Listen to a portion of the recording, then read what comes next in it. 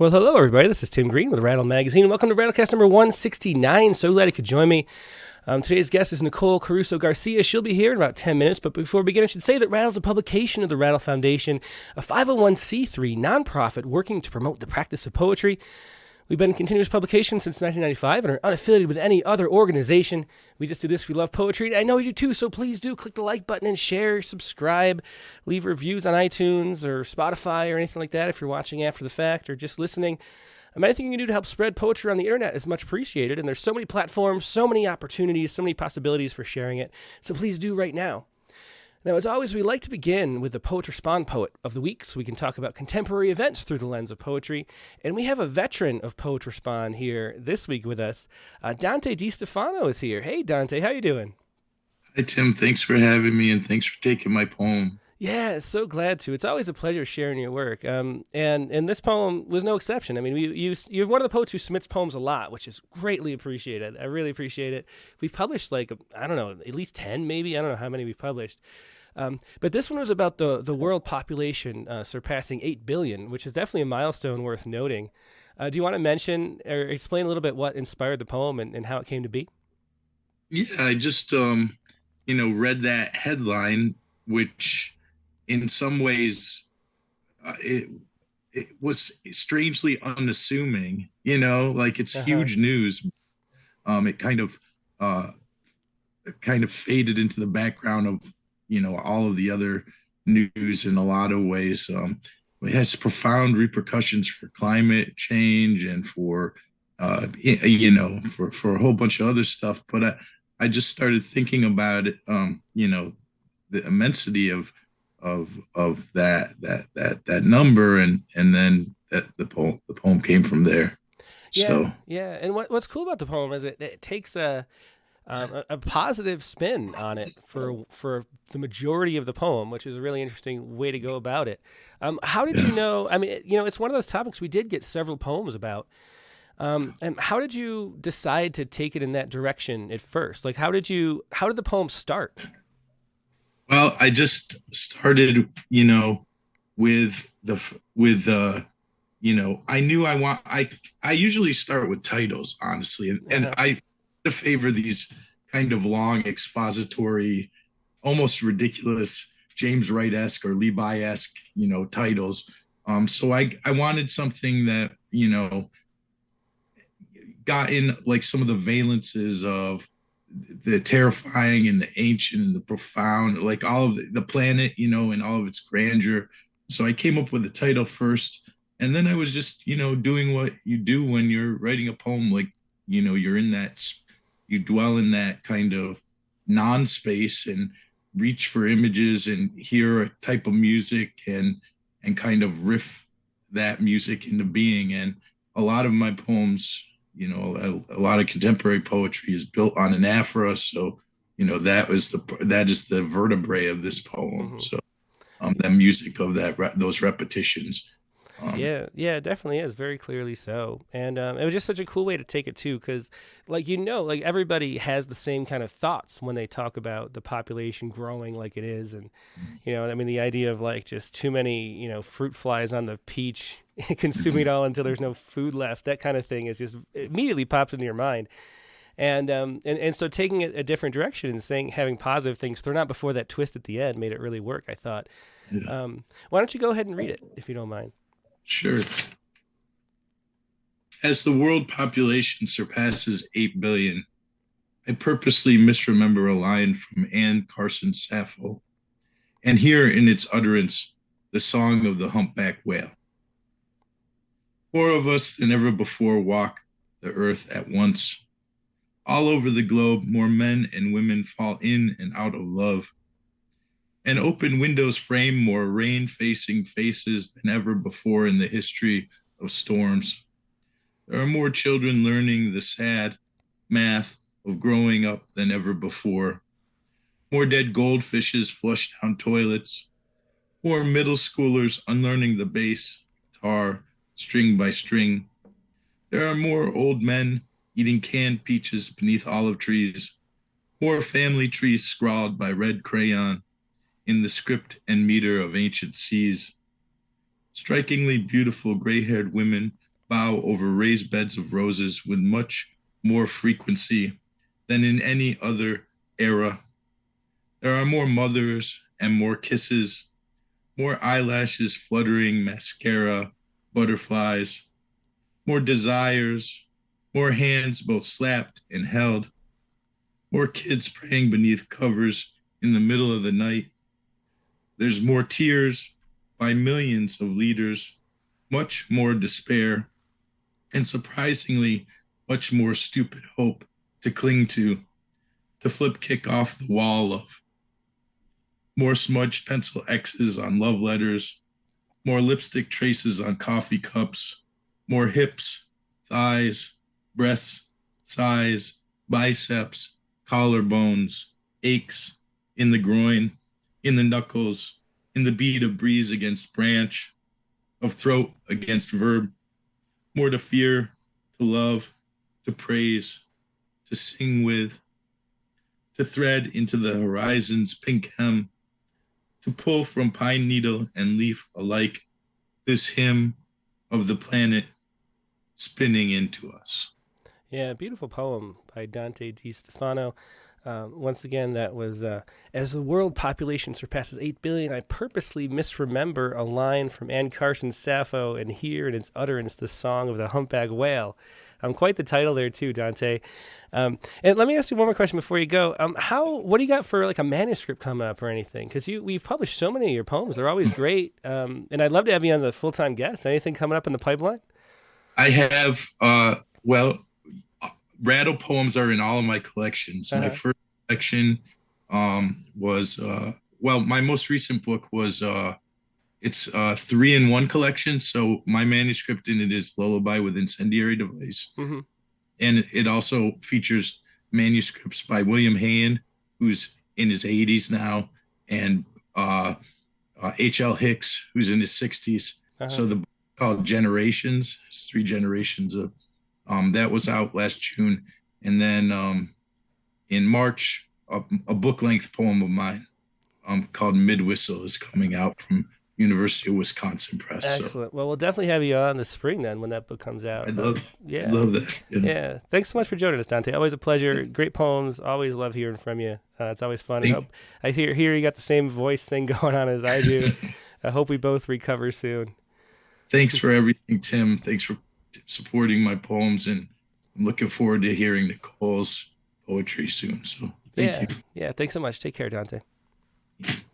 Again, that was Dante Di Stefano with Sunday's poem, which I won't read the title again, about the population surpassing 8 billion.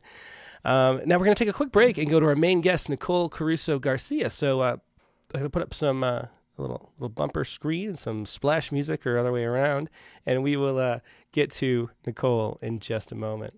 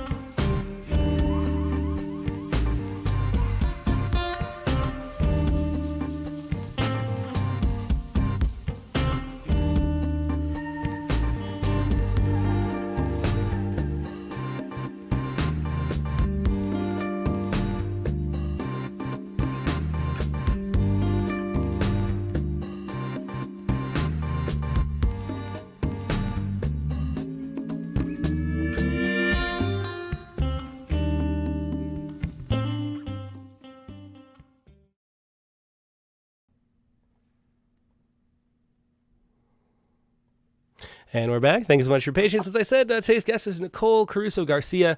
Nicole's full-length debut collection of poetry is Oxblood, which is right here from Muse Press, one of my favorite presses. Really wonderful work they do just all around. Of course, you know I love formal poetry, though, so Muse focuses on that. Her writing appears in journals and anthologies such as Best New Poets 2021, Crab Orchard Review, Diagram, Light, Measure, Mezzo Cammin, One Art, PANK, Plume, Raintown Review, 3 times in Rattle, twice Poets Respond, I believe. And RHINO, Sonora Review, Spillway, Tupelo Quarterly, etc. You can find her work at NicoleCarusoGarcia.com. So check out her website if you would. And here she is, Nicole Caruso Garcia. Hey, Nicole, how you doing? Good, real good. Thanks. Thank you so much, Tim, for having me. Yeah, it's great to have you. You've been you were a great guest for Poets Respond back in a year and a half ago, maybe a summer, a couple. Unfortunately, for talking about Kim Bridgeford, who is really close to you, and that poem commemorating her passing, which was very sudden and very unfortunate. But it was great to have you again. Thanks so much for being a guest. Thanks for having me. Do you want to start? Yeah, do you want to start with a poem? Sure. I will begin with a poem called Appraisal. Appraisal. Once raped, you wear it daily. Learn to see the cut, the color, clarity, and carrot. Each time you try to square asymmetry, it cleaves, reveals another jagged facet. Fool, you think it fits inside one poem. No, map with calipers and microscope your story since you came to wear that stone. Flawed and heart-shaped, bluer than the hope. Since you must wear it, hone it with precision. Leave your wrists unslit, the blood unbled, to cut and polish sin to scintillation. Woman, rise up from the rhinestone dead. Yet what can cut a diamond? Nothing can, except the hardest substance known to man. And that was Appraisal, one of the early poems from Oxblood, Nicole Caruso Garcia's book, which just came out not too long ago from Muse Press.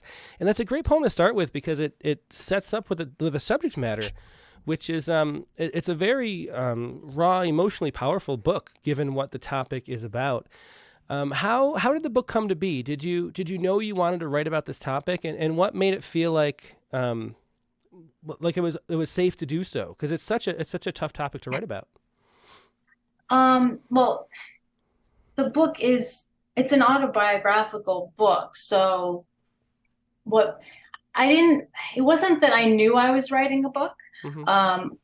I was initially just writing individual poems, and eventually I had enough of them where Kim Bridgeford said, well, of course you have a book. And I thought, wait, what? It didn't really occur to me that I was going to be putting them in a collection. Mm-hmm. I guess initially it didn't always feel safe to do so, to write about it, but mm-hmm. And it was hard in the beginning when I was using mainly free verse, and so but then when I got into formalism, having that structure, having that fence, and as some other poets have put it, as like a safe place, a box, a vessel to hold the dangerous or difficult subject matter, made all the difference in the world. I mean, I've heard poets such as Marilyn Nelson or Rena P.S. Bayat say, you have to, for a very prickly subject, you want that security of a form. And form was really liberating for me.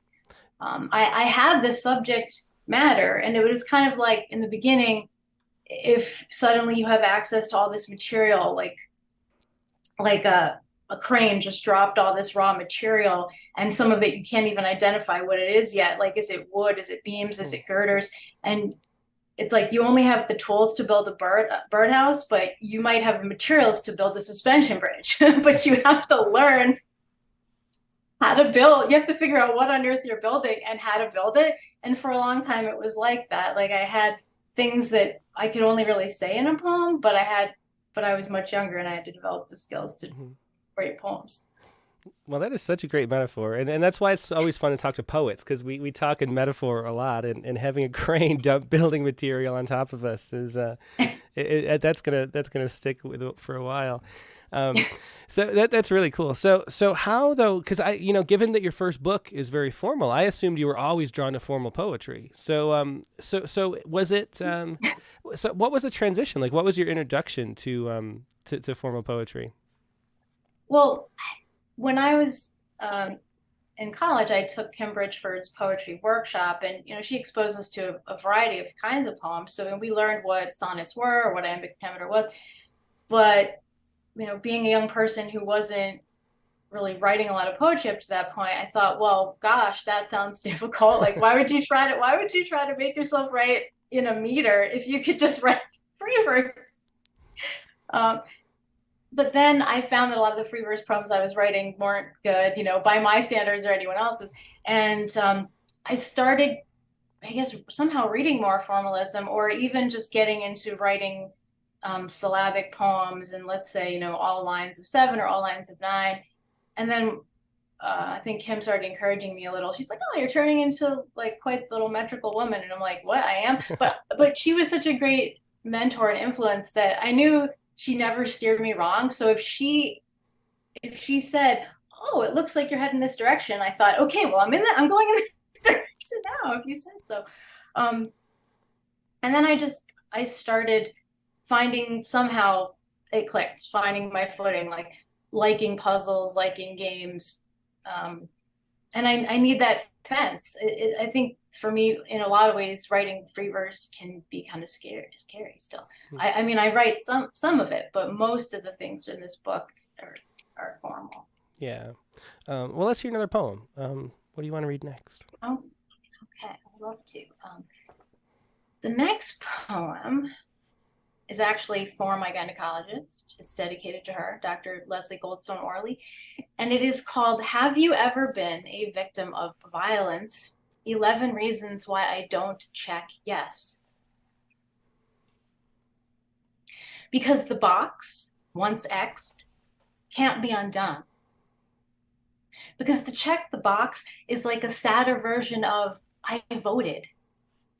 Because I'll disappoint my angel of a gynecologist. She'll ask me, when?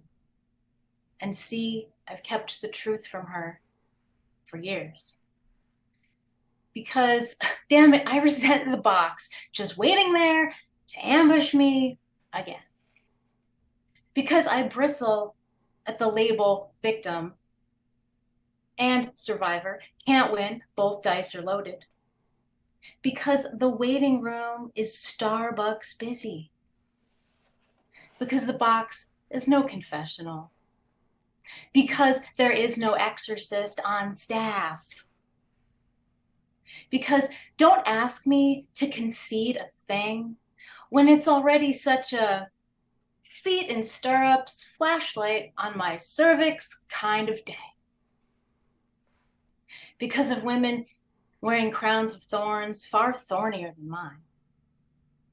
Because what grit I've got, I ration.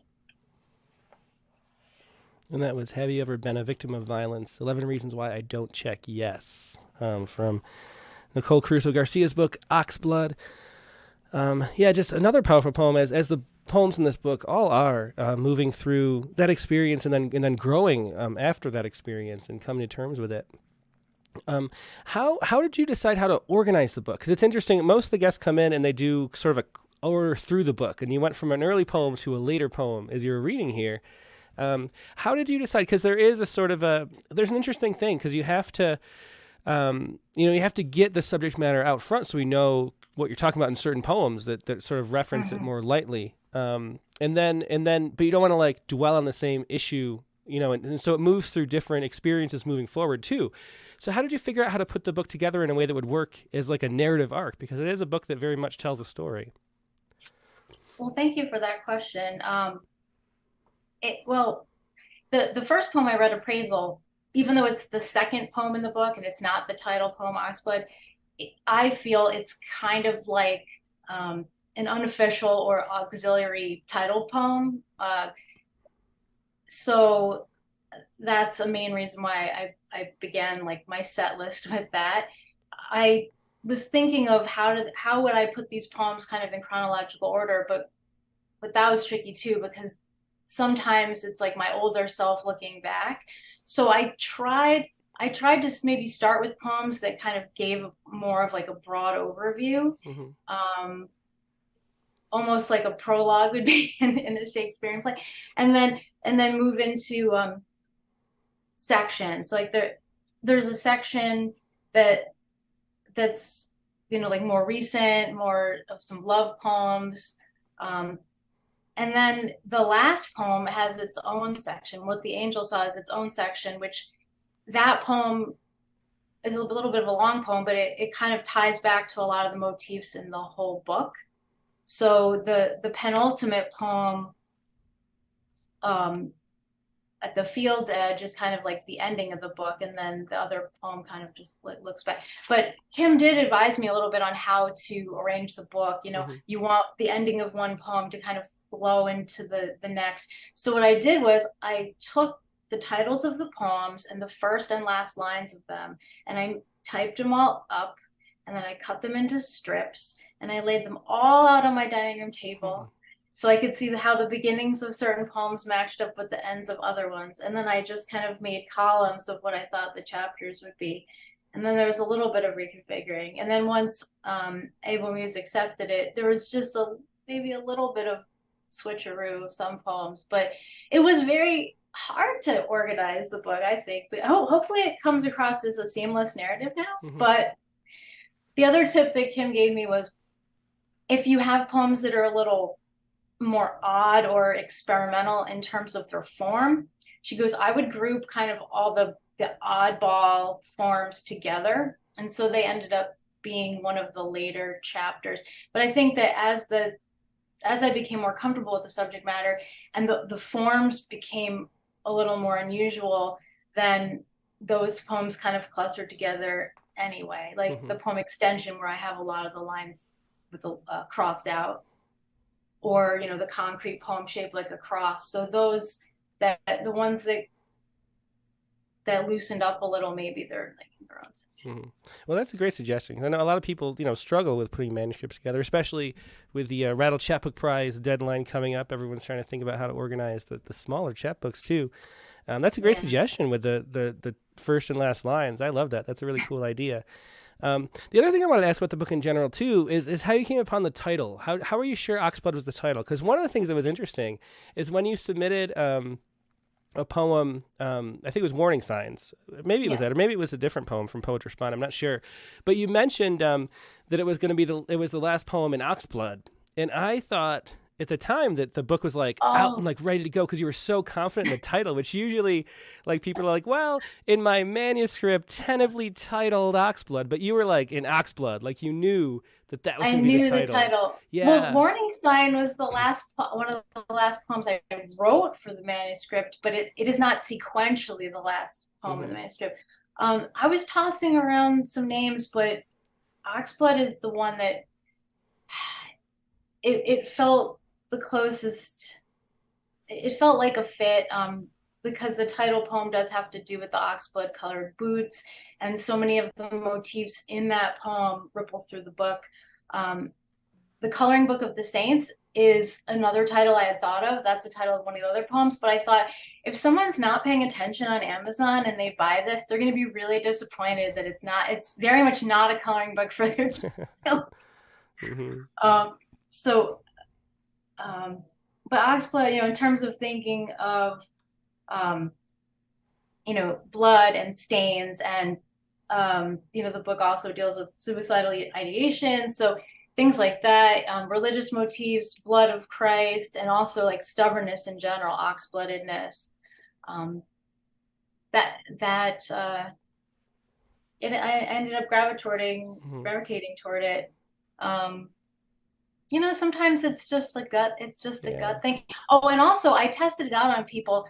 I would say, when they would say, what's the title of your manuscript? I would tell them, and I would see what the reaction was, as opposed to some other title. And this was one everyone seemed to be most excited.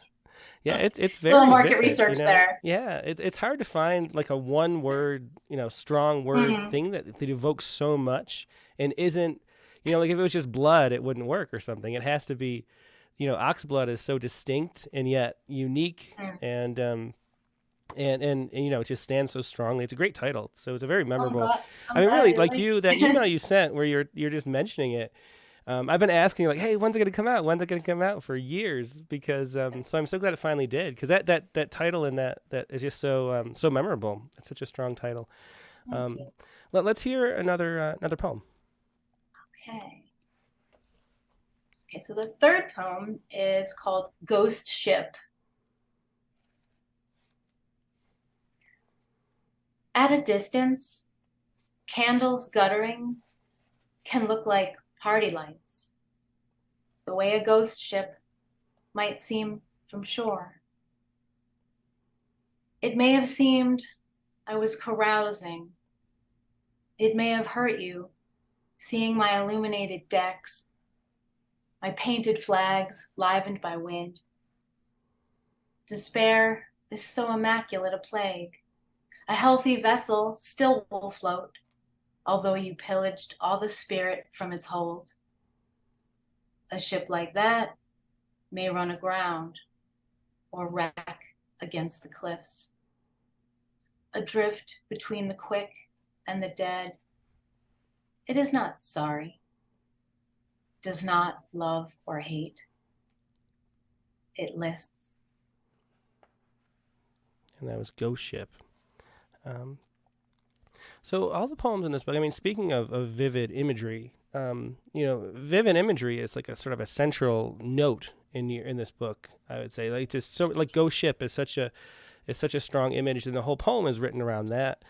What is your writing process like? How does a poem like Ghost Ship come to be? Like, where did you find that metaphor? Was it in the process of writing, or did the inspiration for that as a metaphor come first, and then you wrote the poem to match it? I think I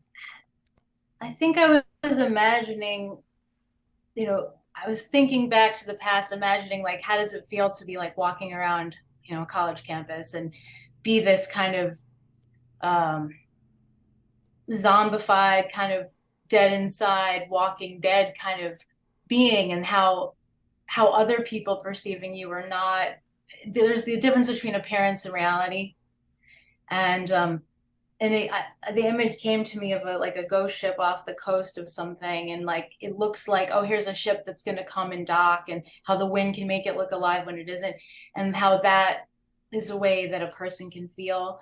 And I think also the part of the original inspiration for the poem was like the "it may have hurt you" part, because in a book like this, it's easy to focus on like the speaker of many of the poems being the hurt one.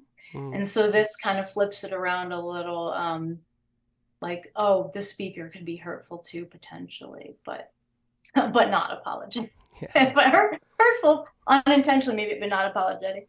But I used to think I was very like auditory and not so visual, but for poems, I do think that sometimes I hone in on an image, and each poem when I'm drafting it seems almost like a movie set or part of a movie set, that when I'm drafting it, it's like in my mind, I'm inhabiting that set and kind of like walking around in it, exploring, even if it's dark and I can only see a little bit.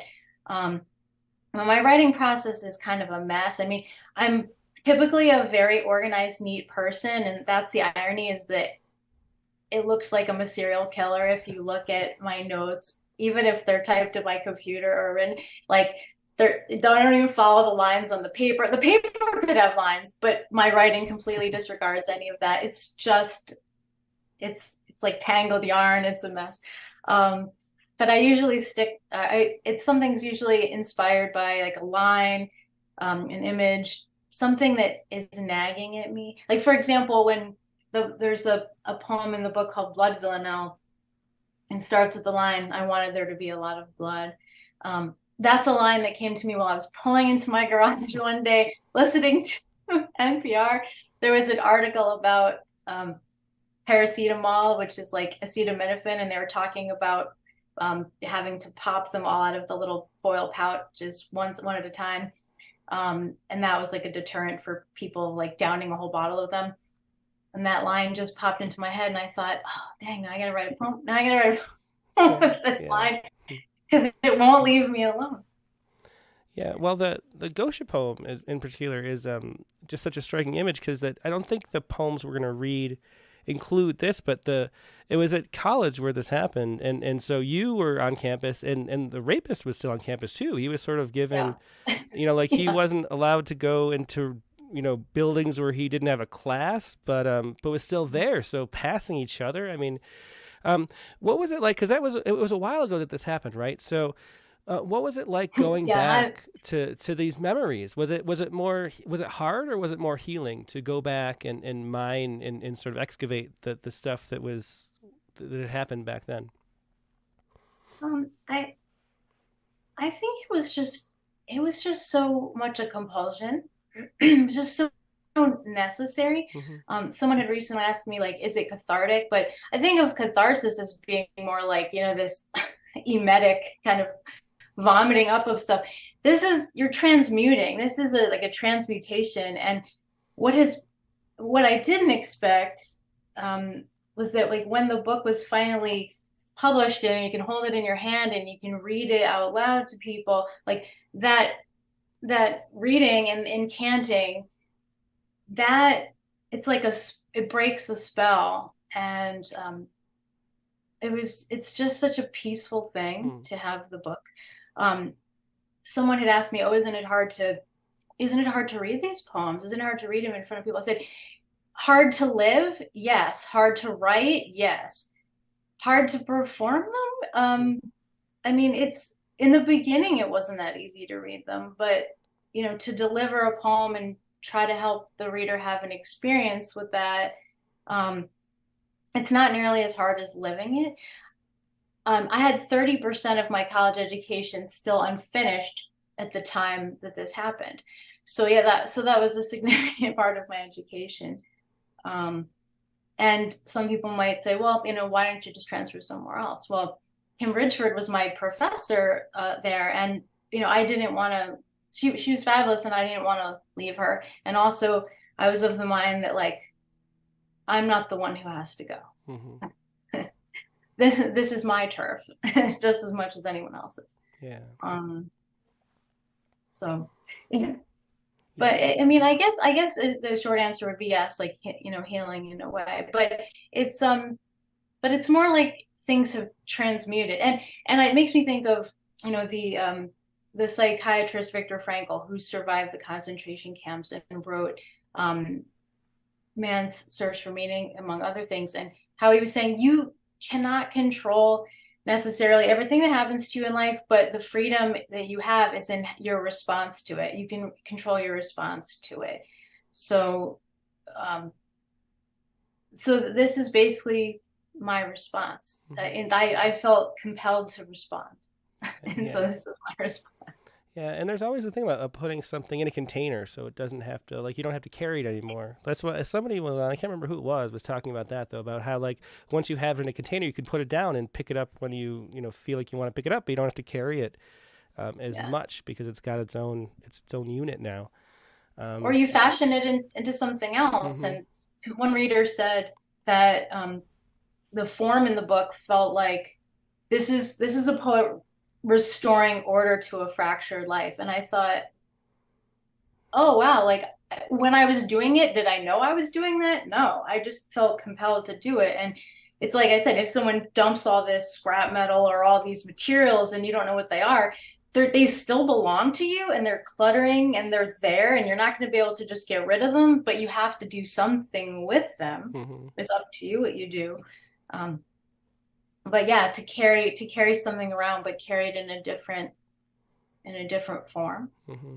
And the form, I think, is important. The other day I was saying to myself, why is it uncomfortable for me to, even though they're lovely blurbs on the back of the book, why is it uncomfortable for me to read the blurbs? Mm-hmm. Why is it uncomfortable for me to read the blurb like in my own press release.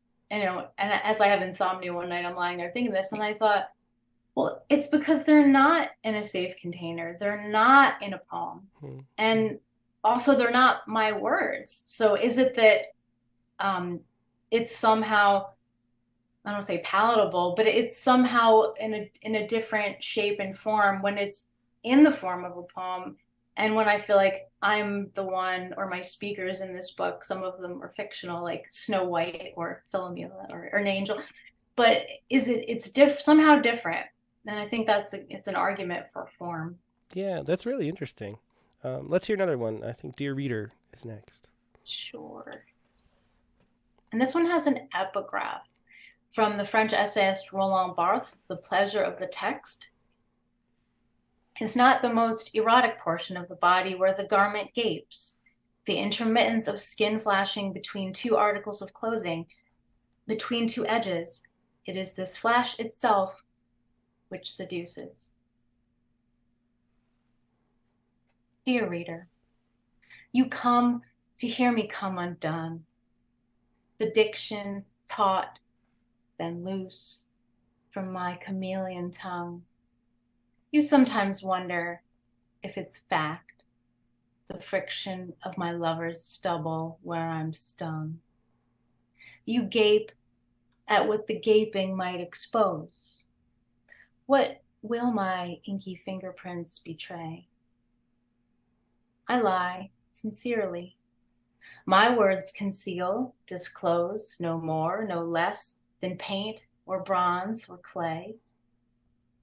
Yet what I thought was simply ink grows thick and hardens, forged like opalescent stone or bee-flecked amber, set in a mosaic I can't stop.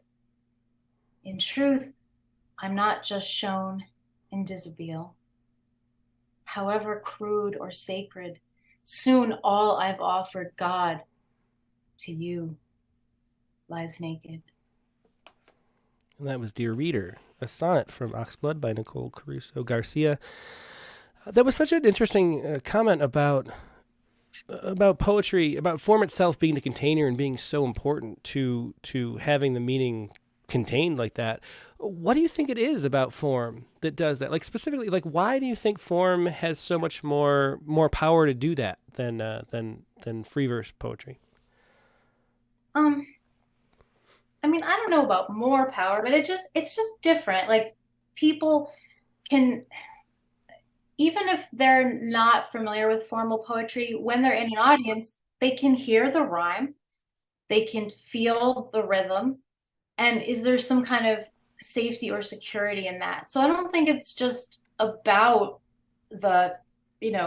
it's not just about the author, it's about the reader's comfort too. So using, I don't want to say comfort, but to make it possible, to make it accessible. I feel like so many of these poems they wouldn't have been possible for me without the form. And as children, we're given rhymes, we're given, and there's even been research about, let's say, people who have lost their ability to speak through like accidents or illness, and the use of rhyme and rhythm with them, that even if they had trouble speaking just an ordinary prose sentence, they were gradually able to speak in rhythm and rhyme, and that helped them regain their language. So there's something to it, the power of the incantation.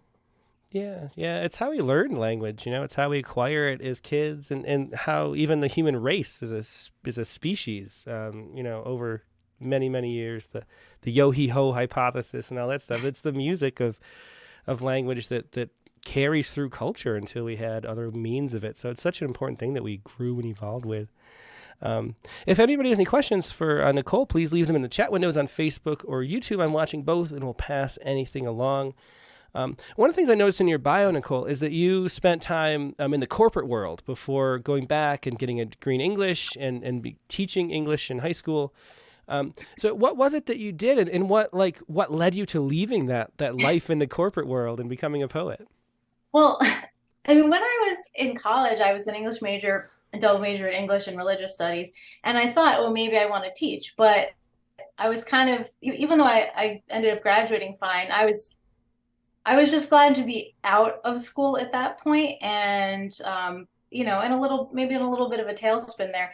So I just thought, okay, well, I need a job, and I ended up getting a job in sales at a company that manufactured dental alloys. So like when patients need crowns and bridges and they need caps, our company supplied that stuff. So my customers were dental laboratories. After that, I worked at Translux. So they're a company that makes stock tickers, time and temperature signs, scoreboards. So for example, like San Diego Padres were a customer of mine. We would maintain their scoreboards. And then I worked for a company that made relational databases for architecture, engineering, and construction industry. And then when 9/11 happened, I kind of did a life reevaluation, and I said, well, you know, it's not that I'm afraid of dying tragically in an accident. It's that I don't want to die without having pursued something that I was interested in doing. And then I decided to go back to school, get my master's, and I taught for 15 years in a public school in the English department at Trumbull High. But after 15 years there, I felt like it was like that wasn't my path anymore, and I wanted to finish my manuscript and send that out, and so I wanted to pursue poetry a little more intensely, and so yeah, so I had a corporate corporate background there, and it's like I did enjoy being in sales, I really did, but then I wanted to take another path too, so. And what was it? Because I've talked to a lot of teachers on here, especially, you know, high school teachers, and there's just a sense of just complete burnout for the way teaching is going. Like, so I know so many people who went in and loved it originally, and then when all the standardized testing came in and the different ways, like, we're raising our kids, frankly, it just got so hard to do what they used to love. I know so many people who loved it and then had to leave because they loved it, because they couldn't love it anymore. Was that the case for you? Was it something that changed there, or was it just that you had the opportunity and wanted to focus on poetry? I think it was a little bit of both. I mean, it's not just one answer.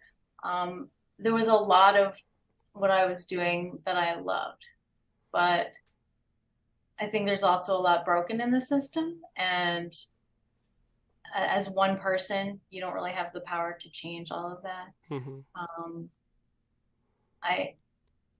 I liked the teaching aspect. There's a lot that educators have to do that really doesn't really have much to do with teaching. So if I could actually teach, like one of my favorite things was working with the students one-on-one about their essays and their poems, like hearing what they had to say, what they were struggling with, what they're trying to do. Those conversations were my favorite parts of the day. Yeah, for sure. Well, let's hear some more poetry. Okay. The next poem is one of the persona poems in the collection. It's called To the Undertaker. Undertaker, I have sought you. Hover close above. My overtaker, faith shaker, was the man I loved. Sew my useless jaw together. Drain my blood's scant volume. He moved as though my lips were stitched by all the days I'd loved him. Your devotion lasts 2 hours. Tend and wash my body. In merely minutes, he had made unholy, Holy Friday. Fill me with your reeking fluid, harsh but not unkind. Preserve my body with your proof. His petrified my mind. Pack my cavities with gauze. Make pretty perjury. I thought I was a woman loved. I am an effigy. Paint my face so lifelike, They will marvel at my charms. Who's that makeup for? He asked. Gawkers now, and worms. O gentlemen of more respect, lay coins upon my eyes. He made me lesser than a whore, staked claim between my thighs. I was his would-be wife, and still you dress me for the church. A gown of silken muslin for a carcass, with no worth. That was To the Undertaker from Oxblood. Let's read the title poem, too. Do you want to do Oxblood now? Sure. And Oxblood has a little epigraph, which is actually just a paraphrased line from the poem. And the epigraph is, why will you take by force what you may obtain by love? From a 1609 speech by Chief Powhatan, as recorded by John Smith. Oxblood. Go to Shepler's on North First in Tucson. Buy yourself a pair of cowboy boots. You're East Coast, so the sales clerk won't attempt to sell you Tony Lama or Lucchese.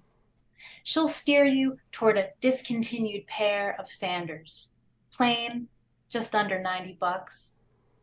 And when you hesitate, Cordovan? She'll gently pull the wadding from their throats, correcting you politely. These are goatskin, oxblood. Under other circumstances, brown or black would do, but it's a long walk back along a ledge of grief. These boots must testify. A diamond ring is neither branding iron nor fencing wire. Don't ask why take by force what you can have by love. Despite your Spartan fist, there's no redress. So take the oxblood, thank the lady for her help, and yes, you'd like to wear them. For 8 years, wear them, staggered in between your goth phase, swing phase, punk, bohemian.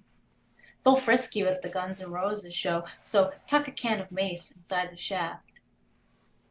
When trouble parks his El Dorado just to follow you on foot, remember this. Each arch contains an 18-gauge steel shank. And when the mud scab soles are wearing thin, well, get them fixed. For $20, they'll look as good as Lazarus. For 8 more years, wear them. In rain, and snow, and summer heat. Though late most afternoons, the light forgives, spills violet blue. One day you must admit, though the leather still looks plummy, half the outsole stitching has dissolved like catgut, and the vamp is pulling free, beyond repair, yet beautiful with brokenness. Retire them beneath the guest room bed, and in that kneeling, listen at the window to the swelling requiem of crickets. If you have done all this, then stand. At first, you'll feel no different. Yet the sun will strike within a copper sky, that barefoot hour. All your scorpions have turned to sand. And that was the title poem from Oxblood, Nicole Caruso Garcia's new book from Muse Press.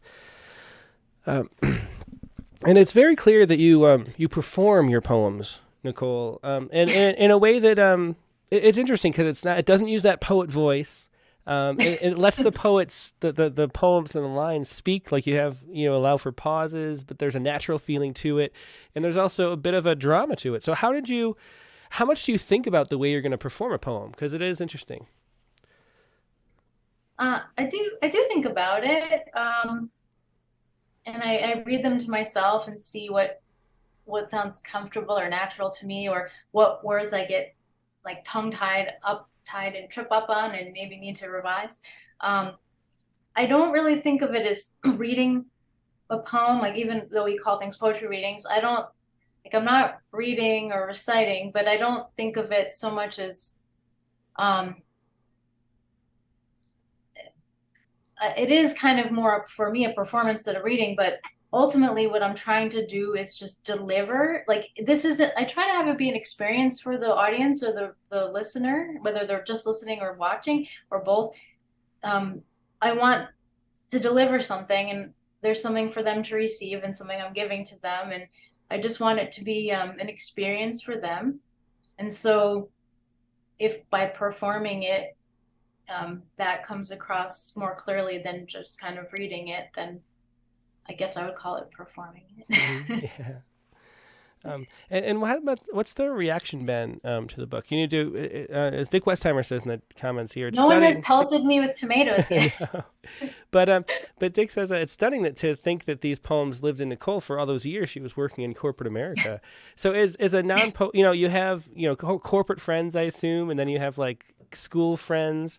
Teacher friends, yep. Yeah. What is the reaction been to the book from your friends and people you know? Did they know you were a poet all these years in corporate America and teaching high school?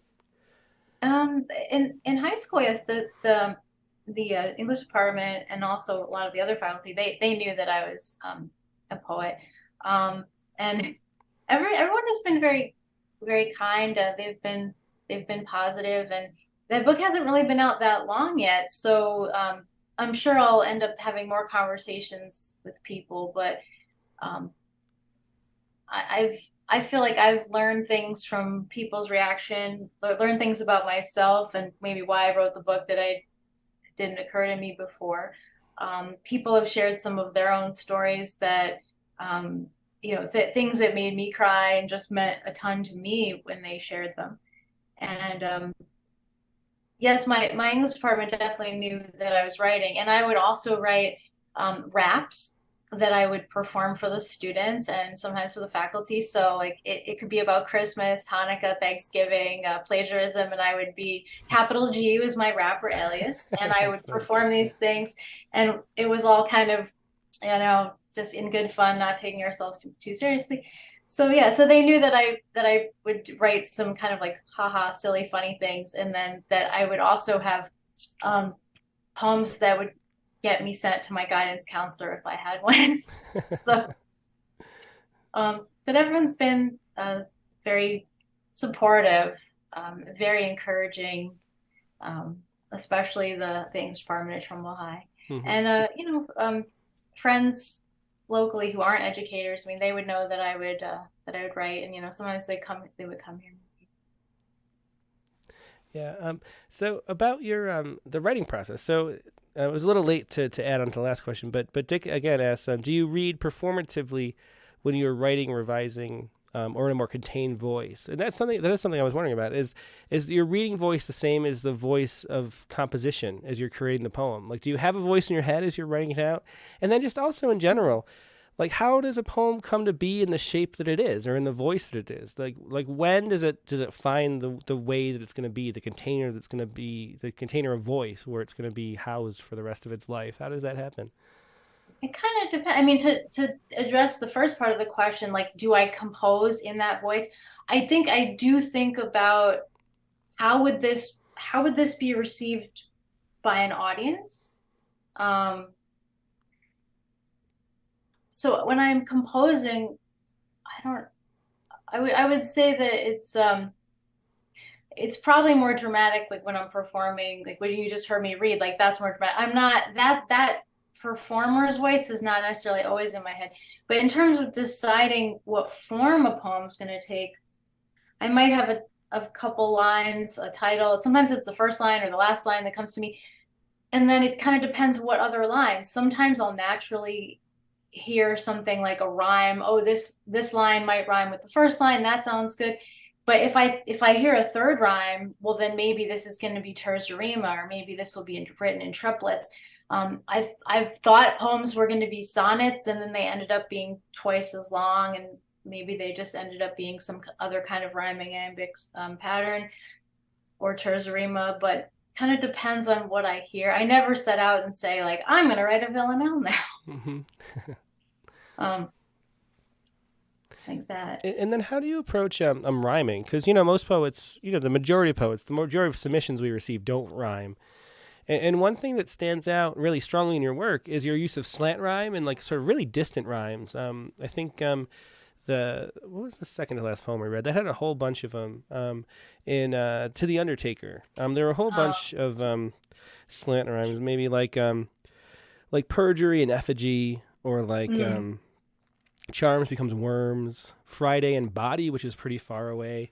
How is it, do you have any like sort of philosophy about how to approach rhyme so it's not so regular that it becomes boring and repetitive and sort of obvious, which is the problem. Like when people say, I don't like rhyming poems, which some of anti-rhyme. Yeah, it's really what they mean usually is just those true, strong rhymes on end stops. But you could have a poem with true, strong rhymes in it, but maybe the poem would have to have more enjambment of lines so that you're not end stopping and hitting people over the head with like a ball peen hammer.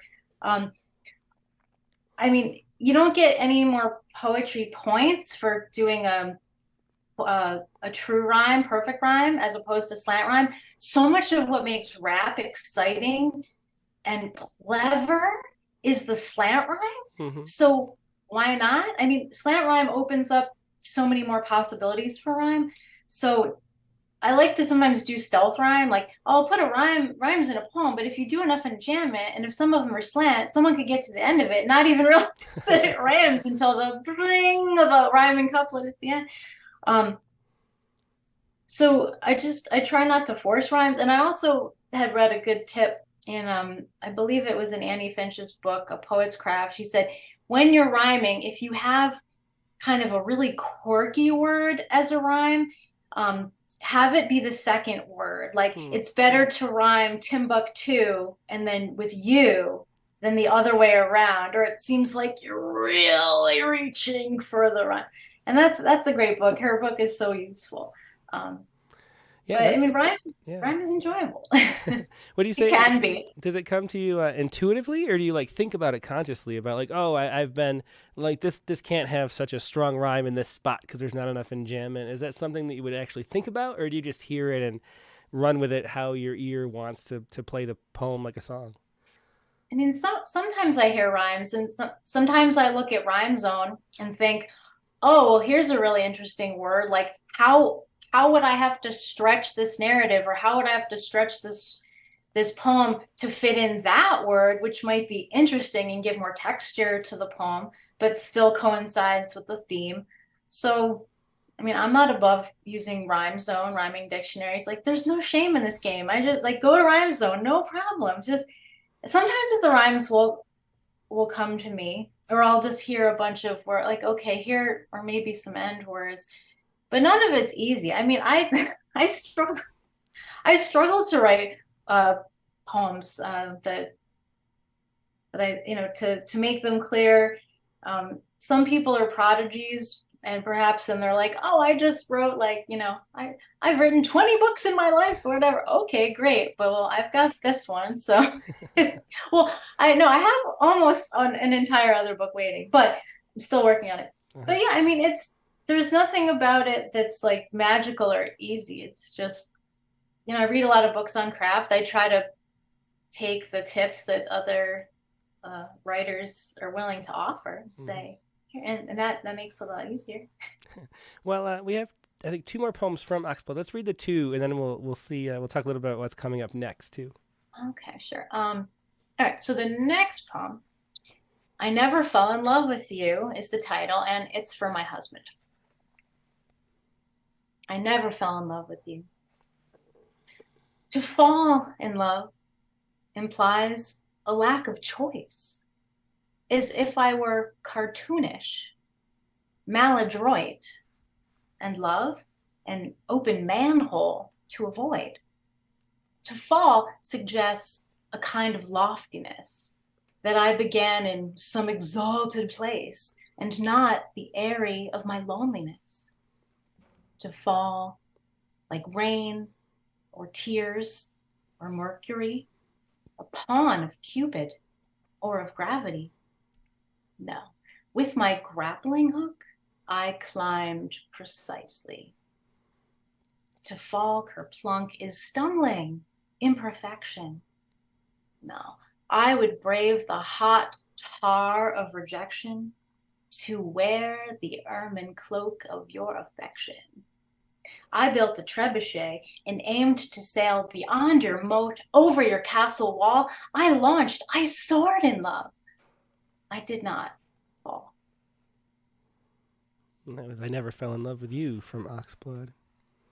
And then let's do the Snow White poem too. Okay. So here's one of the persona poems in the book. It's called Snow White's Plea to the Huntsman. Asleep, I shiver in a silken gown and wait for you to find me in the dark. Don't let me waken shackled to a crown, too drowsy to resist that royal mark. You saved me once and fooled the wicked queen who craved a lung and liver fricassee, yet served a hoax, she licked her fingers clean. By sparing me your sword, you captured me. Let moonlight vigil lead you to my lips, and prove your kiss will break this spell's embrace. The prickly arrows of your cheek eclipse affection from the smoothest princely face. Such knaves can plunder tassels, trinkets, art, but only you can breach my fortressed heart. Yeah, two beautiful love poems, and that was Snow White's Plea to the Huntsman. Again, they're poems from Oxblood that we're reading here with Nicole Caruso Garcia. And then you mentioned you have a full manuscript that you're working on right now. What is that about, and how is that different from Oxblood? Well, it's definitely going to be funnier. Yeah. Oxblood is not a laugh riot, but it's there will be, I say some, I don't want to say overlap, but the second book will be it's yet untitled, but it'll be more irreverent. It's going to be a little more eclectic, but it'll be unified by kind of the concept that comedy and tragedy are two sides of the same coin. So there will be some levity. So it's kind of where gravity meets levity. There will be some poems that take aim at people like politicians and pillow salesmen. And but there will also be elegies and tributes. And I think more characters, maybe like family members, pop culture personalities. The similarity between the two books is that there will be some Me Too type poems in there. Like I do have a tribute to Dr. Christine Blasey Ford, who testified before the Senate committee. That there will be more poems in form, so I know maybe like at least 15 different forms. But I hope for there to be more oddities, more surprises, and just definitely more humor. I mean, I like to make people laugh, but making people laugh was not really the goal of Oxblood, although I don't think it's a book entirely devoid of humor. It has maybe a little barbs, humorous barbs maybe in there a little bit. And I hope to have more love poems also in the second book. But yeah, just definitely it'll be irreverent, eclectic. I'm still kind of trying to figure out like how I would order it, what the sections will be. I have about I think maybe roughly 50 poems, maybe like 60 pages, but some of those poems, because they're humorous, they're short. Mm-hmm. It could be like a double dactyl, Shakespeare Tailgater, some smaller things. Some surreal poems will be in there too. Yeah, it's interesting you mentioned the political, because in your note for warning sign, you mentioned the idea of storytelling as activism. which is a really interesting concept, which I think poets have picked up a lot lately. How do you think of, like, what do you think a poem can do as far as activism goes? Because it's one of those things, like, are we preaching to a choir? Are we shouting in a well? What do you think a poem can do? Well, recently I had been in a panel discussion with the poet B. Fulton Jennis of Barb Jennis, and she has her book Blinded Birds, and her book was talking a lot about it. Basically, her top book focuses on alcoholism and addiction, and she said that she doesn't think that these are things that should just like be banished to dark corners. Mm-hmm. And so if there are topics that get banished to dark corners, and if harm can come of that, then it's a positive thing to bring certain subjects out into the light, whether it's alcoholism, addiction, suicidal ideation, sexual assault, whatever the topic is. Is there a benefit to bringing things out into the light, because then people don't feel stigmatized or feel like whatever choice they're going to make, whatever direction they're going to go in, is suddenly like they can be more, not that they have to be publicly vocal about it, but does it open up a dialogue, even if these are very personal, private dialogues people are having? Mm-hmm. Yeah. So is there harm by stigmatizing things and really banishing them to dark corners? So I thought it was interesting how Barb was saying she doesn't really believe in banishing things to dark corners, and I thought, well, I'm on board with that. I could. Yeah, I mean, it's almost like you can't. I agreed with her. Yeah, you can't solve problems if you can't talk about the problem. If you don't bring the problem into the light, there's no, not as many people working on trying to make them better. If they're left in the dark and you can just ignore them and forget about them. So, yeah. Well, there was a line not in a poem that I read tonight, but in the book, roughly page 56 or 7, in the poem Extension. When the professor is saying, like, these things happen, and then the narrator saying to whom? Not anyone I know, I wanted to say. So at the time, this wasn't something that was discussed as much. Mm-hmm. And then did people feel more alone, or like no one's going to understand where they're coming? So yeah. Well, there's power in speaking, I think. Yeah, for sure. Let's finish out with another poem. A poem from the new manuscript. Which did you want to read? Do you want to do the "Is This Your Cow" or the Wonder Woman? I don't know. I think maybe I'm in an "Is This Your Cow" mood. Okay. Unless you really want to hear me rap, but I kind of do. Maybe we should do both. We can do both. Okay, let's do both. Yeah, if you're up for it, let's do both. All right. So I'll do "Is This Your Cow," and then I'll look up the Wonder Woman rap online, because I don't know if I pasted it on my screen, but I was like, all right, so this poem, Is This Your Cow? It's after 100 days learning German on Duolingo.com. Is this your cow? Your cow is pretty. I like your shoes. Do you like me? I bring strawberries and wine. The garden is not beautiful. I eat the potato because I like potatoes. This vegetarian does not like me. Questions are great. Is it my turn? How many children do you have? How much wine do they drink? Are these your pants? Either yes or no. When is a man a man? Your oranges are big. Why is it so small? Is that a button? A bee! The man is not sad. He is never sad. He drinks a lot of beer. The man has a spider. No woman likes him. I like him since he is paying for the food. I do not wear any clothes. I am not wearing anything. I am normal. I have many fans. I am drinking and you are paying. The beer is weak. The bear is strong. You don't know the bear. I know him through a friend. The bear is wearing her dresses. The shoes do not fit. A bee! We are not men. All women. The girls are not sad. My tool, please. The women like the tools. That is not a toy. I do not know these people. Are these your fans? You are babies. We are playing without you. A bee! You are not funny. Nobody likes that. The cat is funny. He runs as soon as he sees you. You are weak.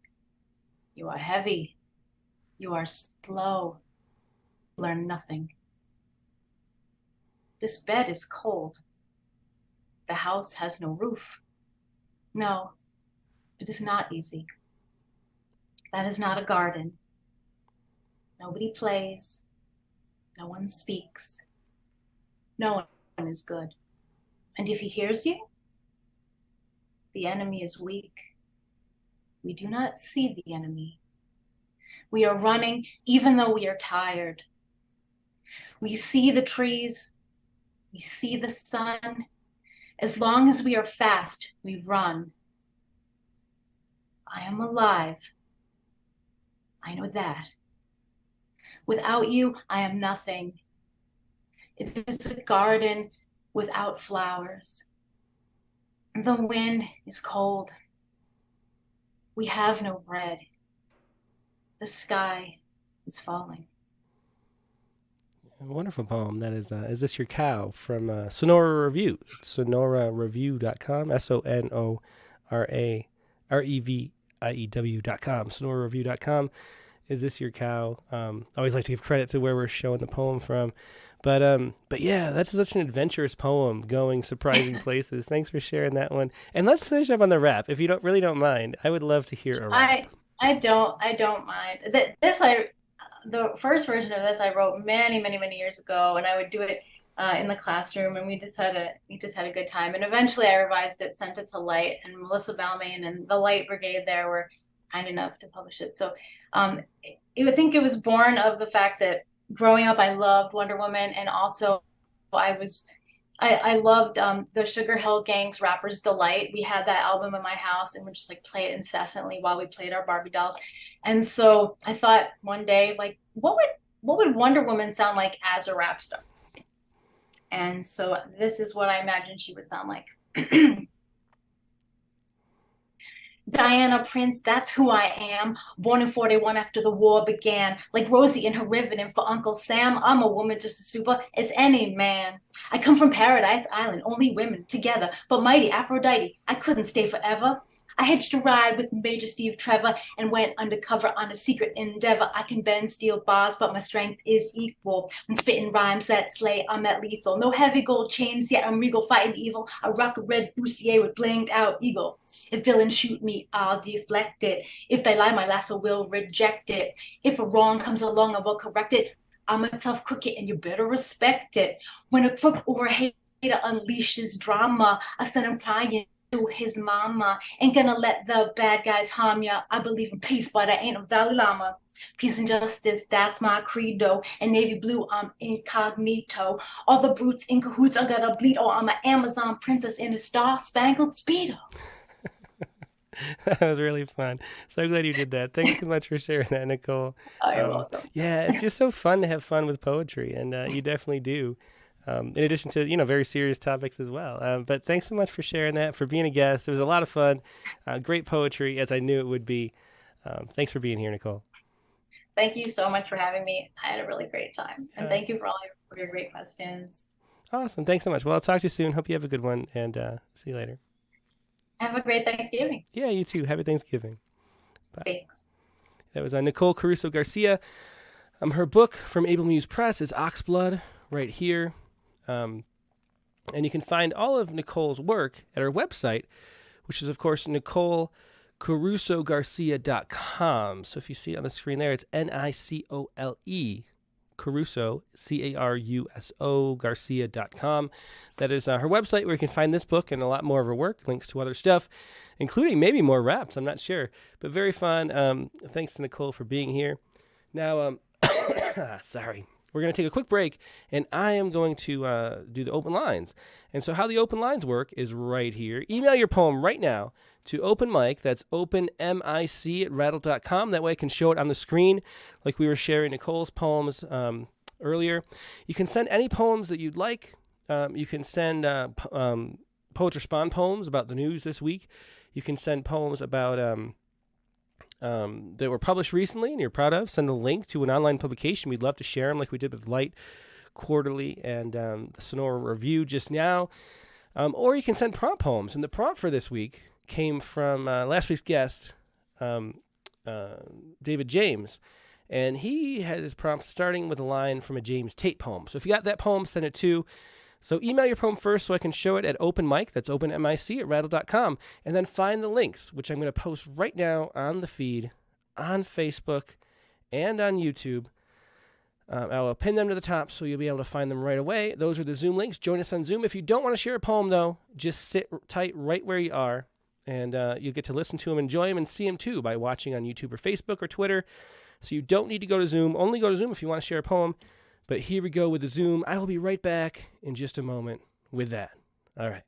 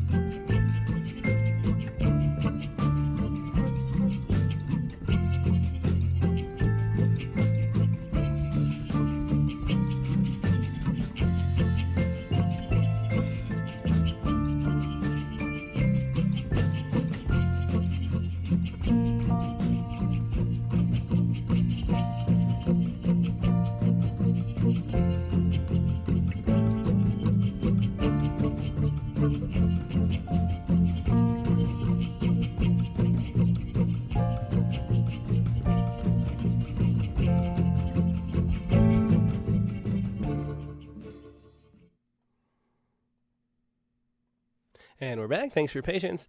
Like I mentioned, the prompt for this week was, I'll read the whole thing right now.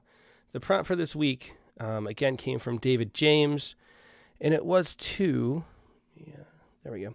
It was to start with the first line of a James Tate poem and write a poem or prose poem that incorporates dialogue within the narrative. See where your imagination takes you. That was the prompt for this week. And then he gave some suggestions too, which if you watched the interview with David James last week in the poetry reading, you can tell he loves this kind of James Tate style where you go off in this surreal direction and let whatever happens happen. And he proposed 5 suggestions. We dug that tunnel with spoons, which is the one I did, being first. A huge lizard was discovered drinking, and so on. And so that was the prompt for this week. If anybody has those poems, here is mine, which I took the first one, and this is a 15-minute poem that happened right before the show, but that's always fun. This is, we dug that tunnel with spoons, after James Tate. We dug that tunnel with spoons the size of shovels. They looked like silver oars in the lamplight, which made the dirt a chocolate ice cream, almost melting. This is so sweet, you said, behind me, pretending to. We rode that way through the darkest soil, through the worms and the roots and the tiny gems and the jetsam. All night the coxswain far ahead shouting, "Stroke, stroke," with such confidence we were sure we would soon catch him. That is, we dug that tunnel with spoons after James Tate. That was my prompt poem for this week. Let's see what everybody else has. We have 7 people lined up so far. If you have 2 poems that aren't too long, feel free. I think we're going to have time to share 2 if you'd like, or feel free to just share 1, of course. And first up, let's go to Jennifer Elise Wang. My video. Hey. Hey, Jen. How you doing today? I'm good. I kind of did a last minute poem too, since I wasn't familiar with the author that all the prompts came from. So oh yeah, it was really interesting. That's interesting. So, weren't you familiar with David James or James Tate? Kind of confusing their names. James Tate. Yeah. Oh yeah, James Tate's great. He just has these surreal, almost prose poem kind of things that he does. Yeah. And there's some that are just, there's one that stands out about a goat going through the town. I don't know. Anyway, I think it's called My Goat. But yeah. So, and he sort of developed that style over the years, which is fun to watch too. Him evolve as a poet, going more and more in that direction, which you could tell that was the direction his heart always wanted to go. And finally, at the end, he just went all the way. But anyway, what do you have for us here? So I went with kind of a more typical story, but just it was Gabriella was lying on her back naked, which just kind of turned into the poem that I call Girl Crush. Excellent. Okay, here we go. I'll put it up on screen. Go ahead whenever you're ready. All right. Gabriella was lying on her back naked while I had my towel wrapped around me. hiding my body along with emotions I didn't understand. I could feel myself sinking lower into the chair with every furtive glance her way. If my eyes were cameras, there would be feminist essays written about how they panned up the curves of her calves, over her pillowy thighs, around those curves that made an hourglass. How perfectly poised her nipples were on not too small and not too big breasts I longed to touch and maybe to have. I couldn't help but wonder if the skin on her neck tasted sweet like a dessert, even though women shouldn't be compared to food, especially one who was my friend since freshman year. When I finally dared to peek at her face, her eyelids parted and her lips curved into a knowing smile. "You can touch it if you want," she said. "I can be your first girl kiss." Although her gaze had frozen me in place, the confession flew out of my mouth. I've never been kissed. A rapid slideshow of emotions passed through her green eyes before she closed them and let out a soft sigh. "I don't want that responsibility. It should be someone you love, not a friend. I'm sorry." I was too, not for my inexperience, but for my hesitance. Oh, excellent. Great storytelling there. Thanks for sharing that story, Jennifer. That was A Girl Crush by Jennifer Elise Wang. Always a pleasure, Jen. All right, thank you. Yeah, great. Girl Crush by Jennifer Elise Wang. And next up, let's go to Mark Grenier.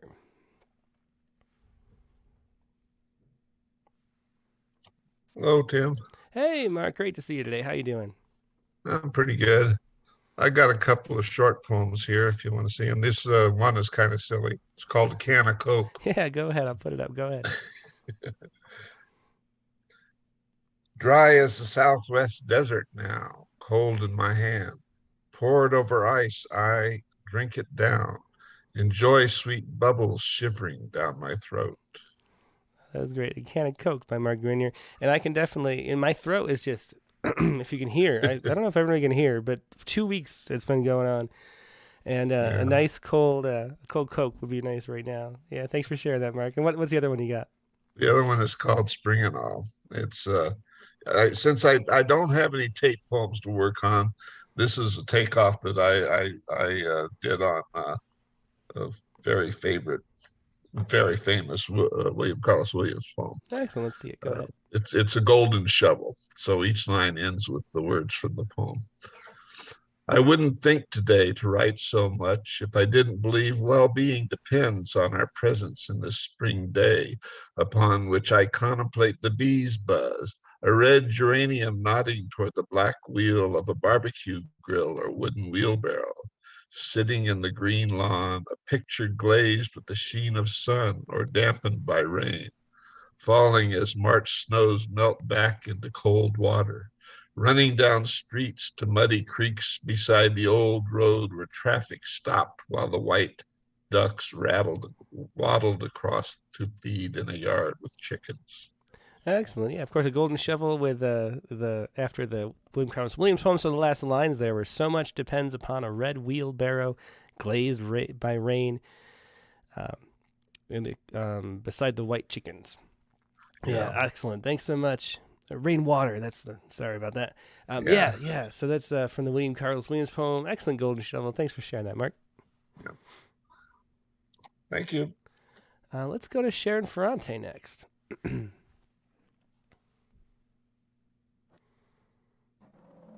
I unmuted, did I? You did. Hello, Sharon. How you doing tonight? Okay. Thank you so much for the interview with Nicole. Thank her. It was great. Yeah, Nicole's one I've been looking forward to for a long time, because I really did think Oxblood was like already out when I saw her bio way back then. So it's cool to finally get it. Yeah, very different. Yeah, Mm-hmm. I enjoyed it very much. I did a prompt poem. I actually read Shadow Man by James Tate and decided to use his first line for my title. And I wrote a hyphen. Excellent. And I'm not good at it. Okay. I've only written one other because I'm not good at prose. And so I probably didn't write it correctly, but it wanted to be like this and it was a lot of fun. So I'll share. You can definitely, you don't have to have, a hyphen works that way. You can have line breaks. You can do whatever you want in a hyphen. No one can stop you, Sharon. Well, it came out so much fun. I said, I don't care if I wrote it right. It's good. Because, I'm not a prose writer. Okay. And I'm like, yeah. So I'll share it. In the backyard, I saw the shadow of a man, James Tate. In the corners of night, there's always a needed investigation. Some alien trespassing on my tomatoes, or the neighbor that steals them.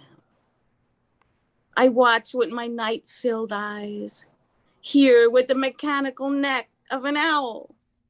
But the shadow is repetitive as the words "I love you" disappear. I've seen waves do it, whispering "shh" as they crash alone. That neighbor does it all the time. I yell to him, "I love you." He yells back, "What?" An alien bug, my tomato, his planet. I gift the neighbor. Excellent. Thanks so much for sharing that, Nicole. Let me, I will log back in. For watching at home, it lets you, it's funny because it lets you stay logged into Gmail for exactly 1 week to the minute. And so it logged me out in the middle of that poem. But here's the end of it, just so you can see the end too. An alien bug, my tomato, his planet, I gift the neighbor. Excellent haiku at the end. That was really fun. I love that, Sharon. Great hymen. It was a fun prompt. Thank you so much. Great night. Thank you. Yeah, thanks as always. Always a pleasure. Thanks, Sharon. Thank you. That was Sharon Ferrante with "In the Backyard I Saw the Shadow of Man," one of the great James Tate poems. Going through them, looking at it to see which one I wanted to write about or inspired by. It was really fun. I love James Tate, actually. I kind of forgot how much I liked him. Let's go next to Carla Schwartz. Hi. Hello. Hey, Carla, you sound great tonight. The audio is really good. Oh, thank you. I'm glad that's the case. And I'm glad to be here. And what a great night of poems. And so I'm going to start. I sent in 2 poems, and the first one is one that just got published recently in, I don't know if you can see this, in a little anthology called Smoky Quartz 10th Anniversary Anthology. And it comes out of New Hampshire. It's sort of for New Hampshire-based poets. Excellent. Yeah. And the poem that I'm going to read is called Deliverance. And here it is. After 2 long days, packing, sorting, jettisoning, to change things up, I think about going to Savers. Before I threw away the cassettes, I listened to a tape of answering machine messages. My mother saying she loved me before she was sick. A man whom I don't even remember telling me I meant the stars. I listened at night while I boxed books for donation, parsing the words of X after X after decades-long silence. Now it's almost 5:30 and Savers closes soon. I breathe in ribbons of dust as I drive. My car packed with things I've lived years with. I park in with the others, truckloads of lamps, clothes, toys. Arriving at Savers just in time, feeling somehow delivered. Yeah, excellent poem. Yeah, thanks so much for sharing that. It was Deliverance by Carla Schwartz. And then, you have another one for us too, right? Yeah, this was my attempt at the prompt, and I can't even remember the Tate poem that I modified the first lines of. And when I looked up his poems, like a lot of times the first line would just be like what might have been part of a first line, somewhere because of the way he broke them up. But anyway, so I believe it started with "We traveled down to see you." Excellent, yeah. Or something like that. Yeah. So this is called Flight. We traveled down to see you fly. With the whole crew, we were 22. Some in trucks, all electric, some in cars, all electric, and 3 aircraft, a Cessna, a helicopter, and the electric plane you flew. At each landing, a hawk or vulture would circle the runway, riding the thermals or flapping to stay airborne.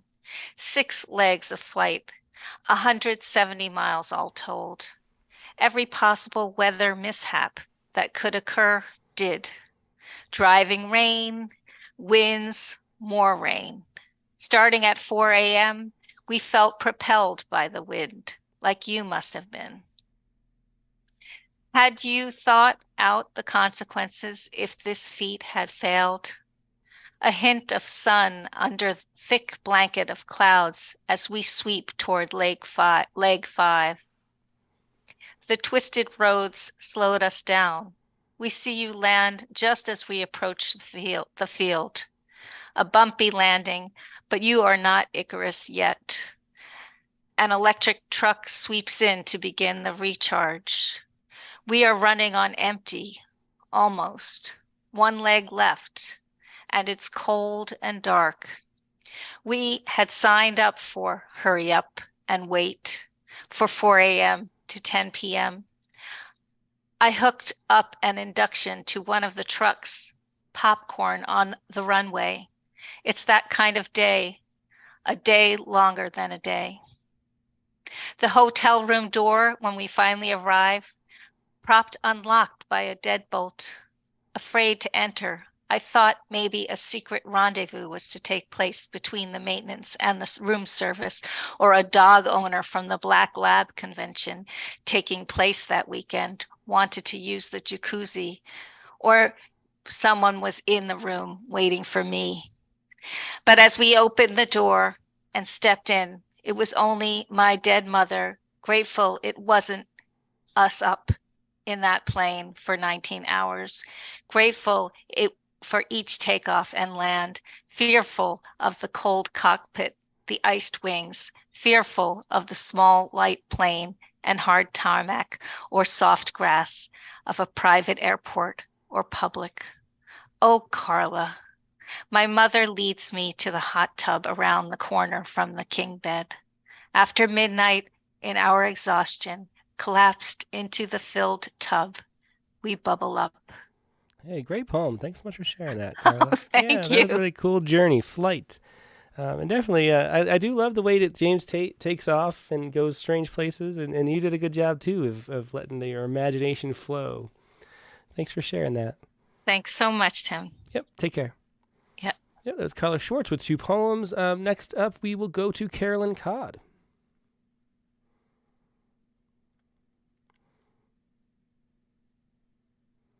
Carolyn, can you unmute? Yeah, there you go. Hello, how you doing today, Carolyn? Okay. This is a poem. It's a prompt poem, but it's from a couple of weeks ago about that had to do with home.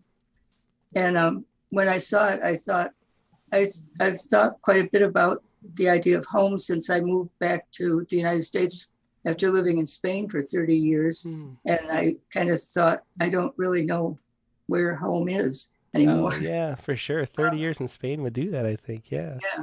And then I'm on the West Coast instead of where I was from on the East Coast. So, but anyways, when I started it, I kind of didn't know where I was going to end up with the poem. But anyways, I called it Home Base. The earth was flat, the sky a dome, like a big bowl upside down over the flat, round plate of earth. Houses with 4 or 5 people, perhaps a dog or cat, and their corresponding gardens covered most of the surface, all connected by driveways, streets, and roads. School was at the end of my street. One road led to a big lake with water seeming to go to the very edge of the plate. Some longer, winding roads went to a small lake, set in pretty green hills. Canandaigua, my first big word. On the sky dome above, sun, clouds, rain, snow, the moon and stars, sometimes shooting stars, appeared, and birds flew in between. All quite neat and simple. The earth was flat, the sky a dome. That was my home. Then I began to grow up and fell off the plate. Discovery. I was living on a gigantic round ball with all sorts of people, animals and plants scattered around on farms, fields, forests, towns, and cities. In between, rivers, lakes, large and small, seas and oceans, all interspersed with plains, deserts, hills, and mountains. By now, I've visited many spots on this great ball and lived in various places. I have heard and learned new words in different languages. This world is not so neat nor so simple. It's complicated, diverse, sometimes messy, sometimes frightening, ever-changing, at times exciting. The earth is not flat. The sky is not a dome. This gigantic round globe, this now is my home. Oh, excellent, Carolyn. Thanks so much for sharing that. You had me nostalgic both for simpler times and also for the Finger Lakes, which I love. I would love to move back there to the Finger Lake region. Such a beautiful place. Yeah, that's kind of where I grew up, and by Lake Canandaigua. Thanks so much for sharing that, Carolyn. Excellent stuff. Okay. Happy Thanksgiving. Yeah, everybody. Happy Thanksgiving to you too, Carolyn. Okay, thank you. That was Carolyn Codd with Home Base. And next, let's go to Marianne Ebdo. Hello, how are you? Good. How you doing, Marianne? That was a great interview. I love that poem, Oxblood. Yeah, it's a powerful book. I hope everybody picks up a copy of it. Definitely. Good Christmas gift. Yeah, definitely would be. So what is it that you'd like to share? There's two poems. One is called With Poets Respond. Uh-huh. And this is concerning when the title of this article, When No Place is Home. It's about how now people that have worked all their lives have to sell their homes and live in their cars and trucks. So the poem is titled, Retirement is Not So Golden. Homelessness has risen amongst those who have worked all of their lives. For they say the golden years are grand. When some have chosen between their heart medication or their heat, for they say the golden years are grand. When some have no choice but to sell all of their priceless family artifacts just to survive, for they say the golden years are grand. When they are forced to move from the place they have called home, only to live in cars and trucks with their bulldog in the front seat, hoping to find another permanent shelter, for they say the golden years are grand. In a country where wealth is predominantly obscene, and yet disparity is more predominant for many, for the golden years are not so grand. Yeah, good use of repetition there, Marianne. And what was that movie with it came out, and she goes and lives in the van? I can't remember. It's such a good movie. I can't remember the title. I know. I can't remember Frances McDermott is the actress. Yes. Yeah. Yes. Yeah, that was a really good movie, though. Whatever it's called. Yeah, but that brings back that to mind. Very, very touching poem. And then what's the other one? And the other one is an ode to kitchen tables. Ah, great. So many kitchen tables have been included as a supporting role in our lives, stabilizing our first rollover and crawl space for many a generation. A kitchen table enables its owners to pound dough into edible masterpieces, daily food prep for mealtime and conversations about the day, children's craft projects and homework, tooling around and tinkering, playing board games while Barbie and Ken's camper is parked on the side, figuring household budgets and sifting over family photographs, coffee with family and friends, eating sweet treats from the glass bowl, crying, laughing, and hearing the latest gossip over a glass of wine, while mom falls asleep on the Scranton Times newspaper around midnight, dressing the table in assorted holiday finery from the 1960s to present time. Your 1970s attire comes to mind, with the harvest gold and avocado green flowers, gathering around grandma's tables to fit 60 people, to feast upon many a Thanksgiving turkey and several Christmas hams.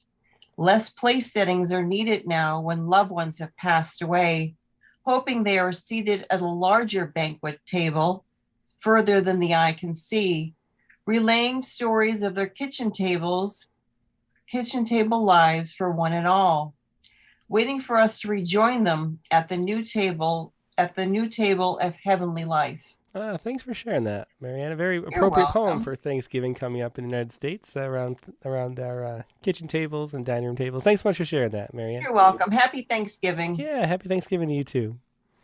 Yeah, that was Marianne Abdo with 2 poems: "No to Kitchen Tables" and "Retirement is Not So Golden." Let's next go to Mike Bales. Hello, missed you last week. I didn't know you were going to be on in the morning, but I saw the show later and it's pretty good. Sorry about that, Mike. Yeah, we had it was because I had a Little League game, which, by the way, went terribly. Oh, that's because I mean all the kids have the same thing that I have. So like the pitchers like hacking up a lung on the pitcher's mound, and I think we had 7 kids that made it, and we lost like 15-5. So maybe I shouldn't have done it anyway.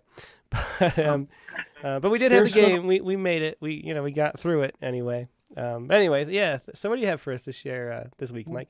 Well, first, what you thought, there was something on public radio today where they're teaching parents how to behave at kids' games. Oh yeah. Like don't coach the kids and all this kind of stuff where it's gotten a little out of hand. It's funny. I just heard that today. First, I do my prompt poem, which I emailed to you last Monday right after hearing your show. The funny thing about James Tate is I first read him in a magazine called Jubilot. There are 3 pieces of him. And I swore that each thing was a strange short story until I kept looking at the table of contents and they're listed as poems. Yeah. So, and the first poem I read, there's a guy sitting at his desk staring out the window when he should have been doing something. And Rabbit popped in there. And I like the couple's argument. They sound like the couple on this show called Mad About You, Helen Hunt and Paul Reiser, really witty debate. So it always reminded me of that show. My poem is called Passing Time. I think I got the James Tate line from in the middle of the poem. I did a partial line and the poem was called Loon. And I got another little bit of a James Tate line in here too. I forget which poem, but this is called Passing Time. The epigram is, "A loon wakes me up this morning." Passing time. A bird wakes me up. The morning is stirring. It is day in late November. I'm in the midst of things. I am passing time. Time is a river. I read the news. Downstream, the Mississippi is at record lows. It is still shipping season. I want to send a letter to a past love. I have all the adequate supplies, but I don't have her address. I have a heart. She was married or something, but now I hear she might not be. I find 3 poems I kept written about her. I grab a pen and write a poem about someone else. The trees stand naked in the yard next door. Yesterday it was warm, and now it is cold.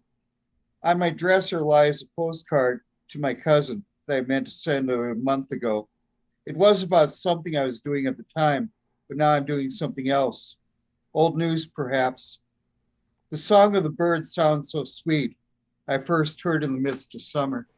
Yeah, I love that ending. Yeah, Passing Time after James Tate. Thanks so much for sharing that. Thank you. Thanks for the opportunity to finally write something James Tate like. Then I've got a Poets Respond poem. Is it Eyes in the Night? Or do you want to that's something else. Sea Garden? A Sea Garden. There you go. Okay. Yeah, I just want to make sure I had the right poem up. Okay. So what was this about? What inspired this one? There was something actually within a week, but I had to refer to something else as I think on Nice News, but I couldn't find the link for it. It's about how there's new growth around the Titanic and how there might actually be coral growing on the frame of the Titanic. Oh, that's interesting. The scary thought is that Titanic eventually will be no more because there's bacteria that's eating away at the metal. In, I don't know, a number of years from now, it might be nothing but sand. But this is Sea Garden. Deep underwater discovery. The growth abounds by wreckage of a giant ship. Coral grows in walls of the great structure where fish swim in and out of the great ballroom long after the last dance. New life abounds on the bed of an ocean. The sponges, fish, and other life. A garden, as the water reveals its secrets, a lover's tale as it lives beyond its time. The ship waits to be told, the story waits to be told of the ship. It never wants to die, as waters bubble, echoing secret conversations of Captain Smith, of a message sent, never received. An explorer's vision beyond the lives of the 1,500 or so who lie in great depths below the waves. Coral blossoms near Titanic. Yeah, excellent. Thanks so much for sharing that, Mike. Yeah, great story. Cool poem about it. Thanks. I appreciate it. Okay, thanks. Yep, take care. It was Mike Bales with 2 poems. And then, last but not least, let's go to Dick Westheimer. Hey, Tim. Hey, Dick. How you doing tonight? Good. It's so nice to see you 98%. At least it looks like you're feeling good. Yeah, I'm feeling better. It's just like the lungs don't want to give it up yet or something. You know, they're just, I got a cough drop here, which I had in my mouth for a little bit, and then and I couldn't talk with a cough drop, but definitely everything else feels great. It's just a matter of like whatever damage I guess it did getting out of my lungs or healing or something, because my cough is not going away. Well, last week, here's a view from afar. It's going away. It's going away. Yeah, well, that's good to see. Good to know. Good to know. Yeah. Okay, so what do you got for us, Dick? I have a Poets Respond poem, Counting Accounts, and a which I'll do first, and then a prompt poem. Okay, let me pull it up. So what's the Post Respond poem about? It is a lesser version of Dante's, which was such a magnificent poem. I mean, it's sort of like when I saw that on Sunday, I went, oh. Let me see. Oh, actually, I think this poem was in the running. It was just I could only pick one. I remember it. Yeah. I'm glad it was Dante's because, of course I want mine up there. But read that poem is just magnificent. So yeah, very cool. Well, let's see your take on this though, because it is a significant thing. I mean, it was when we got to 1 billion. Remember one that was like the 70s or something, wasn't it? It wasn't that long ago, or maybe the 60s. It wasn't 1 billion. But it was 3 maybe or something. I mean, it's just going so fast now. Yeah. Geometric progressions are relentless things. They really are. Yeah. So this one, just a little poetry background. The line that came to me first was near the end where it says the math isn't right. And I was just sort of thinking about like this whole notion of the abstraction of counting people. Mm-hmm. And then as I was thinking about that, I stumbled across this mouse. So excuse me. Counting accounts. This mouse was in full rigor, stiff as a stick. I know because I nudged her with my toe. She glistened in her rain-wet robe, dead on the neighbor's drive. Who knows for how long? Alexa says there are 20 billion of her kind in the world, and I want to know. I want to know, where are the scavengers, the possums and coons, the manged coyotes, thick with fleas, whose howls now darken these cold gray days? And what if the carcass cleanup crews have quit? What if we humans went untended like this? When we died, we were left where we lay and became eternal monuments built of bones. They say there are 8 billion of us, but the math isn't right. Who counts or does the counting count? Who numbers us? Who is human, is counted, is not counted by some who count until their bones pile up, get in the way, and that may be how we all finally count. Yeah, that was Dick Westheimer with Counting Who Counts. And just for the record, so this is the crazy stat. So at 1 billion, 1804, it took until 1804 to get to 1 billion. 1927, 2 billion. Then another 33 years to 3 billion in 1960. And then 8 billion, just 60 years later. So we are accelerating, that's but why I remember 3 billion because I was around then. Oh yeah, there you go. But yeah, but hopefully it's kind of plateauing a little bit maybe in the next couple decades. Anyway. I'm gonna live with Dante's poem for a while because that made it feel a little better. Yeah, So, that was a good one too, and it contains the whole thing too. It contains the bad as well as the good, but remembers the good, which is always fun. Okay, so what's the other poem you have after James Tate? So I did the James Tate prompt. I think I'm going to change the title to the first line, go back to the way you did it. So, but for now, it'll have this title. And I sort of went with, the line was, hands full of sand, I say. And of course, that made the conversational part of the poem, the prompt, feel a little easier. And I tried to go with sort of that surreal, almost absurdist feel to it until the end. A starry-eyed man and his patient wife. Hands full of sand, I say. It's all slipping away. She looks at me, eyes tipped up from her book. What? She asks. Sand? What are you talking about? Through my fingers, I say. The stars. I held them right here, clasping my palms to my chest. What I mean to say is I cannot stop obsessing about stars, their shape, how they pierce the dark drape of the sky.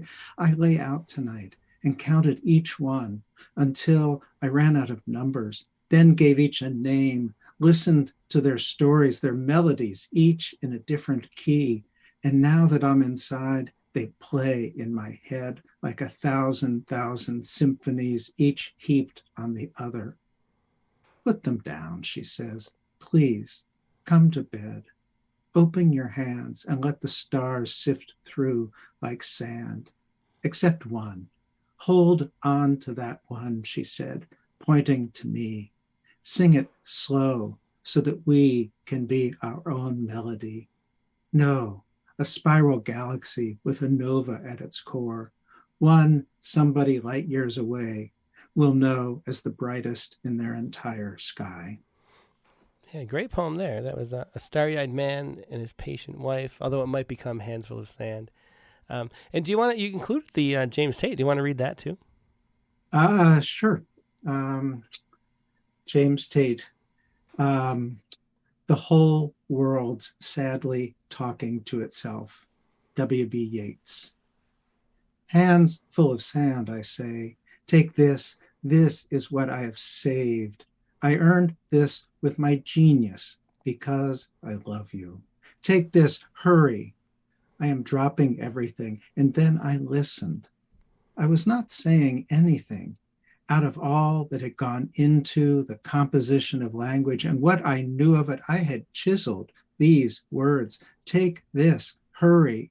And you could not hear me. I had said nothing.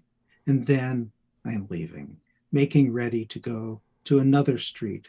When you mingled between sweet sleep and delirium, turned and handed me an empty sack. Take this, friend. I am not coming back. The ghost of a flower poised on your lip. Yeah, very cool. Thanks for sharing and reading that too, Dick. It's really interesting to see how radically different, the human imagination takes a line. Because I'm sure James Tate started with that line, and he went that way, and you went that way, and anybody else who wrote it would go a different way too, which is just amazing. It was a great prompt, and it was great exercise to try to make a poem mostly conversation, because often conversation ruins a poem. Yeah, yeah, for sure. Well, excellent. Thanks so much for sharing that. Always a pleasure, Dick. Yeah, thanks. Bye-bye. Yep. Have a good night. It was Dick Westheimer with two poems, a prompt poem and then a poet respond poem. It's going to wrap up the Zoom. I'll close that meeting. And we'll look at a few poems as well from other people who sent them in and couldn't stay up late enough. So here is, this is, let me pause to just get a little clear my throat a little bit. And this is Clayton Clark's poem. And it's starting with the first line of a James Tate poem. So let's check this out by Clayton Clark. Here we go. And starting with the first line of a James Tate poem. A huge lizard was discovered drinking again by his missus. Her eyes narrowed. He sat cross-legged, cigarette dangling from one nostril. That really bugged her. Gross, she hissed. A ball of smoke rolled from his Cuervo Gold lips. You used to be fun, he chafed, then coughed. When Woody Harrelson asked Jesse Eisenberg, "You want to feel how hard I can punch in Zombieland on TV?" The missus said, "You wanna?" to her mister, whose green head flushed red. He said, "Let a man have some peace, will you?" She replied, "Peace of mind." He split-second tongue snatched a fly from the air, then kindly offered to share. She laughed. Click. He paused the zombies. She climbed into his lap, sipped his liquor, said, "Can you believe it? Us bickering like the humans?" Expression unchanged. He turned and said, "Oops, I forgot to lock the terrarium." A tear fell. He said, "I know that's my job. I just forget sometimes." She said, "Don't worry," as she removed her tail. "It's not the end of the world." She lay, the detached part of herself, in front of them on the ottoman. Then, mesmerized, they watched the reflecting scales shimmer in the projected carnage. Very cool. A huge lizard was discovered drinking, the first line from that James Tate poem. Thanks so much for sharing that, Clayton Clark. Very fun see where your imagination takes it. Here is a poem by Carlton Johnson.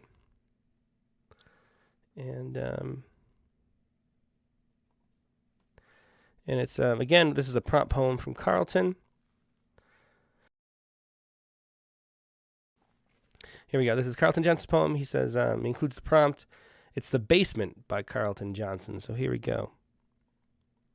The Basement. I had been rooting around in the basement, behind the row of old 10-speed bikes piled like cordwood. I had found a mother lode, dozens of old mads still reeking of my uncle's tobacco after an aftershave. It must have been 40 years since they'd been opened and laughed at. George, are you still in the basement?"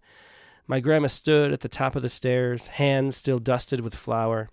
"Yes, Grandma, I found something." But I think my enthusiasm was lost on her. "Don't forget to wash up. It'll be time for supper soon." "Yes, Grandma." I checked my watch with the little afternoon sunlight creeping through the open basement hatchway. It was nearly 4. I left my newfound treasure for another day. The scent of her fresh Swedish rye wafting propelled me towards the love of a grandmother. That's a very sweet poem. Thanks so much. It was Carlton Johnson with The Basement. And, yeah, very sweet. Thanks for sharing that, Carlton. And then here is a poem. Here's one that got... oh, no.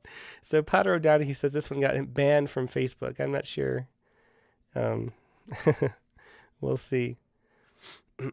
I think it's okay to read. This is Suicide by Carlton Johnson. I don't think it'll get us banned from YouTube, so don't worry. This is Suicide by Potter O'Donoghue, I should say. Here's Suicide by Potter O'Donoghue.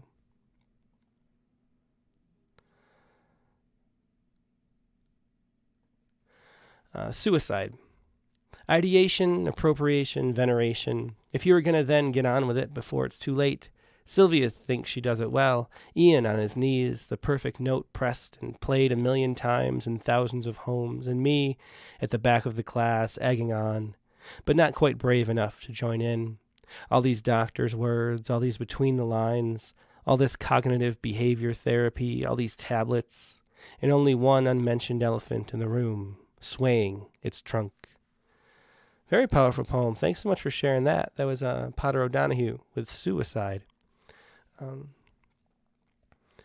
let's see. So I think, here's Ted Quivera with a James Tate poem too. He says there's probably more James Tate words in this poem than my own.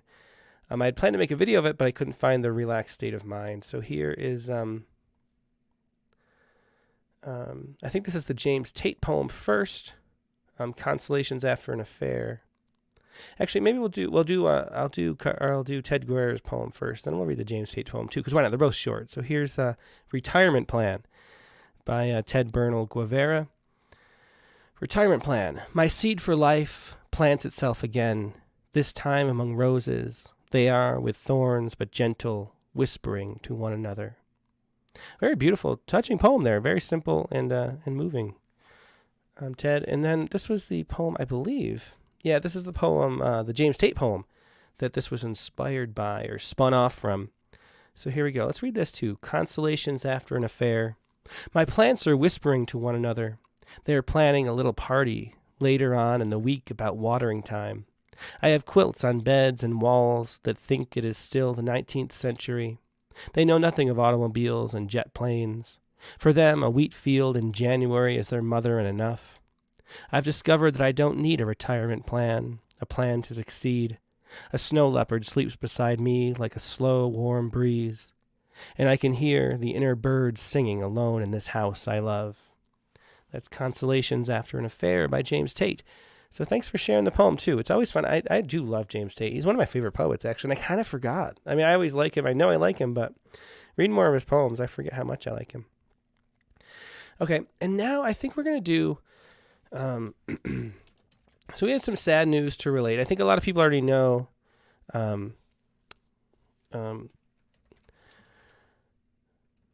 me pull up the poem really quickly, though. Courtney Kampa passed away. She was the guest on Rattlecast number 51, and just so young and so full of joy, such a light, and probably the youngest poet we've ever had on the Rattlecast. I think she was probably 32 at the time, but she died this week, and she's one of the. We actually have a Courtney Kampa rule at Rattle, which is that if you enter the Rattle Poetry Prize. Now I check to make sure that one poet doesn't have two poems in the finalist category. And if we just publish the second poem, but we don't make it a finalist, because then you're like competing against yourself, which Courtney Kampa is the only person to ever have two poems finalists the same year. And she did that when she was 22. And then finally she became a Rattle Poetry Prize Reader's Choice Award winner for this poem. It's about grace. And this was from Rattle number 46, winter 2014. So I thought we'd play this poem to just remember Courtney Kampa. And really such tragic news that she's gone. I encourage everybody, if you haven't yet, to go back and watch that episode. Just a great poet, a wonderful, wonderful poet, and such a tragic loss. But here's Courtney Kampa reading poems about grace.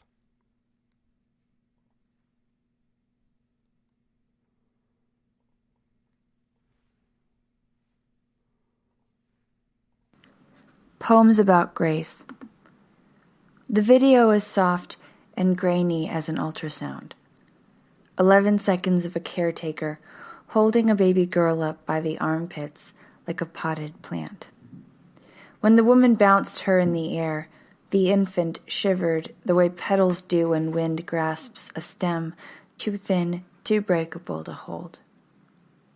We stood a foot from the screen for hours. Rewind and play. Rewind and play. Inside us, something raised and gathered like a scar. We were an ache, a gash sealed for someone other than ourselves. My husband boiled pots and pots of tea. We wouldn't sleep, that baby out there burning, remote and lonely as a star.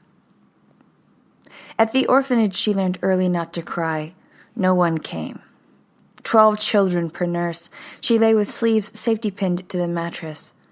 By mid-afternoon, her window darkened like a clot. Blackness welled up and pooling, pushing even the clouds from their sky. Maybe in the stillness, she heard a starling.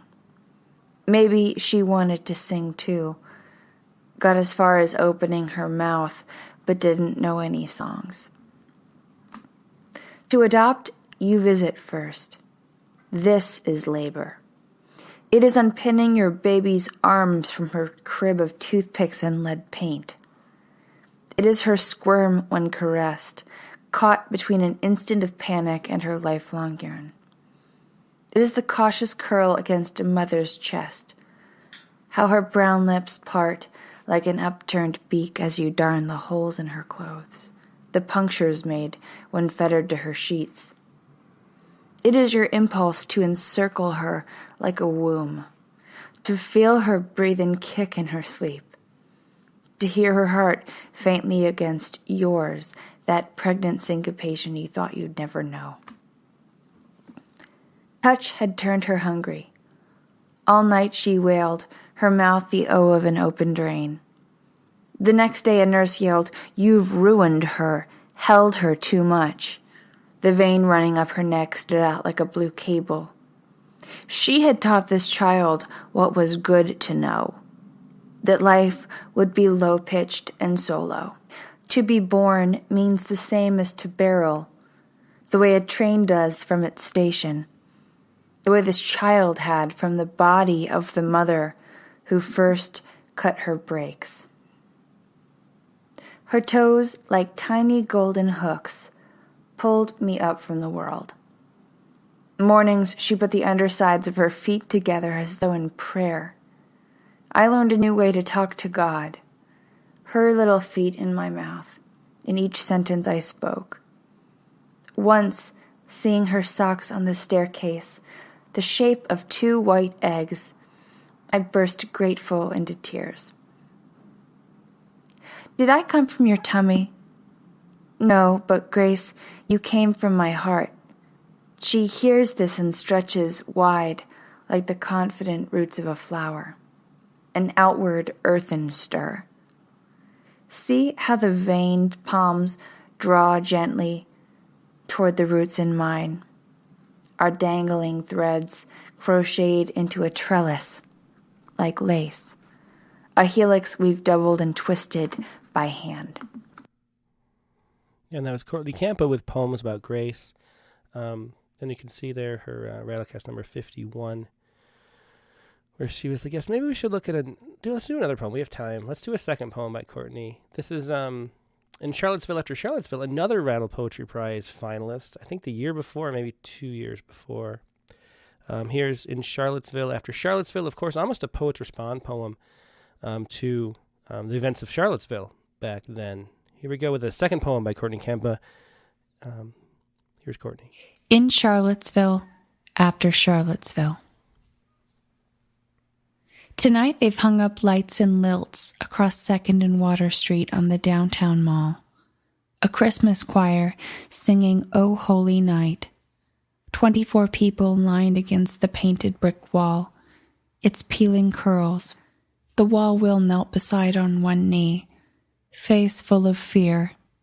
A sidewalk of gum and toppled ice cream to ask if I could always call him mine. The same wall we crouched against in August, shielding our heads with our arms, our bags, our books, whatever brought along that might protect us from the rocks and spit they threw. Their emptied tear gas canisters hurled by arms roaring with blood, their faces doing that angry Goya thing with the colors. My mother called hours after Heather breathed last, called to make sure our front door was locked, that I remembered tomorrow was a holy day of obligation, and if I didn't go to church, it would be a mortal sin. Her own version of danger. That time in August, flowers weren't blooming, but there was one frail rose on our rented front yard, and we could see it from the upstairs window.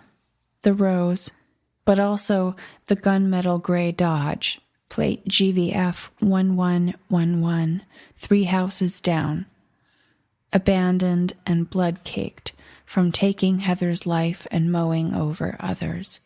Full throttle forward, then revved into reverse, the steel front bumper severed, like 2 arms bent, palms up and sorry. A car to take a person places, not to take someone away. And at the window, Will became more beautiful to me. His fingers on the glass, all of them his. Now, sort of mine too. The driver ran into the woods to crouch and hide out like a squirrel. We walked our dog through those woods that morning, green and lush as if beauty's sole defense is to always just be beautiful. On that feast of the Assumption, Charlottesville opened their eyes as if a body punctured. Tiki torches on fire. Adult children playing with their father's guns. There is a sound a body makes when bounced off the hood of a car that no one should hear. Tonight, snow falls peacefully, and the choir sings Fall on Your Knees. And because we have nothing else to give, we do. That was Courtney Kampa with another Rattle Poetry Prize finalist poem. That was in Charlottesville After Charlottesville from Rattle number 62. Just such a great loss to lose Courtney and all of the poems and books that she had in her still. Only had one book. And what was the title of the book? It was Our Lady of Not Asking Why. So check out Courtney Kampa's book, if you would, Our Lady of Not Asking Why, or check out Rattlecast number 51. And that is going to be the show for today, except for the Sciku. Let's pull up the Sciku. And the Sciku is this story this week, which I have found really interesting. So if you remember, everybody does, I'm sure, that colony collapse disorder, where the bees are dying. There are books about colony collapse disorder. I probably read 1,000 poems about colony collapse disorder. And there's a book with that title too. I can't remember who the author is. A book of poems, I mean. But it always struck me as a little odd because if you look at the studies about colony collapse disorder, it's all these commercial bees that are used to farm. And I always wondered if maybe there was something else going on besides for just the environmental issues, like maybe some kind of just the way they're being used, because they're trucked all over the country in the back of 18-wheelers. To fertilize fields. And those were the bees, if you looked into it, that were all dying. And here's a really interesting story. This is out of the College of Agriculture and Natural Sciences, or Natural Resources at the University of Maryland. And you're not going to be able to fit it all on the screen, I don't think. But maybe if I shrink it enough, we'll fit. Honeybee lifespans are 50% shorter today than they were 50 years ago. A drop in longevity for lab-kept honeybees could help explain colony losses and lower honey production in recent decades. And what they did is they followed the exact same protocol for growing honeybees that they've been using since the 1970s, and found that the honeybees are living half as long, even when it's 17.7 days rather than 34.3 days like it was in the 1970s. And what they found is that even raised completely isolated from any kind of environmental factors, bees are living half as long, which is just fascinating. So it seems like there's probably some kind of genetic component, probably in the way that bees are being raised and farmed and used as stock. I mean, it's like the bee stocks are declining is what we talk about. And it reminded me of this really interesting thing, too, with lab rats, and how I think we talked about it once because we had telomeres came up on one of the Rattlecasts.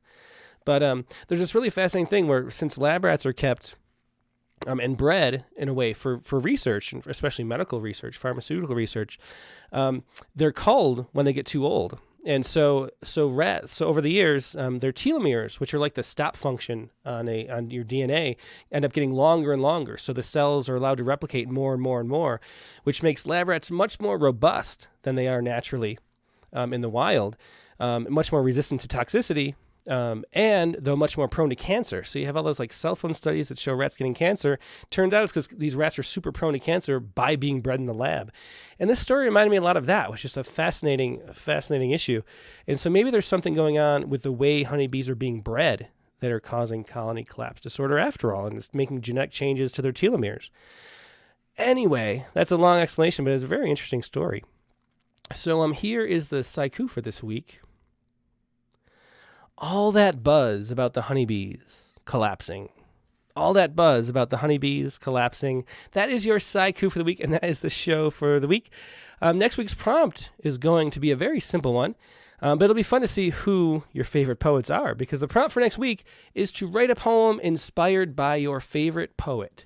So figure out who your favorite poet is, tell me who it is, and then write a poem inspired by them somehow. That is the prompt for next week.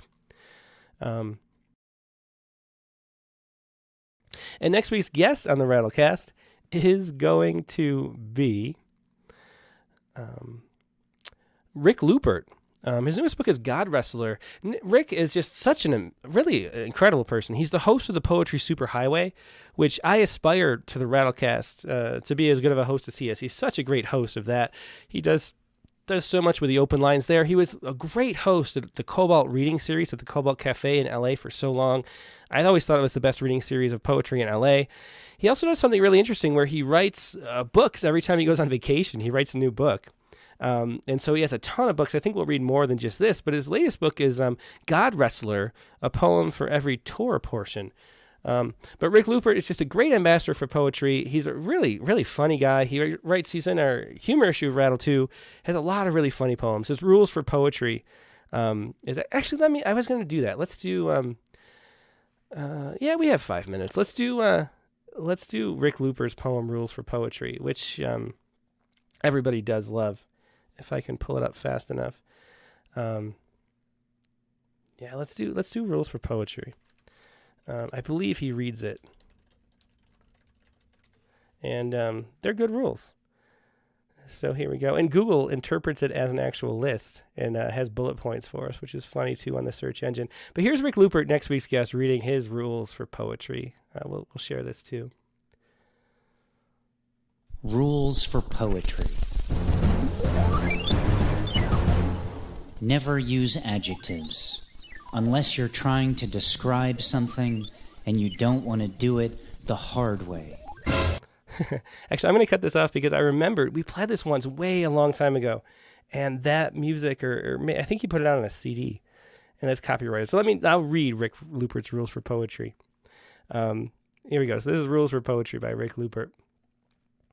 Rules for Poetry: never use adjectives unless you're trying to describe something and you don't want to do it the hard way. Never use the word forever. It reminds people they're going to die, and the last thing you need is people distracted by their mortality during your poem. Write what you know, unless you're a fool, in which case look to the internet and write about something there. Avoid vowels and their angry sister, the letter Y. Avoid cliché. On the other hand, learn the difference between epigraphs, epigrams, and episiotomies. Use as few words as possible. In fact, hand out blank sheets of paper and tell people it's your finest work. If you ever use the phrase darkness in my soul, be prepared for me to come to your house and kill you. If you're going to write in form, do it right. For example, as I understand it, a haiku is 800 words written while sitting on a cheesecake.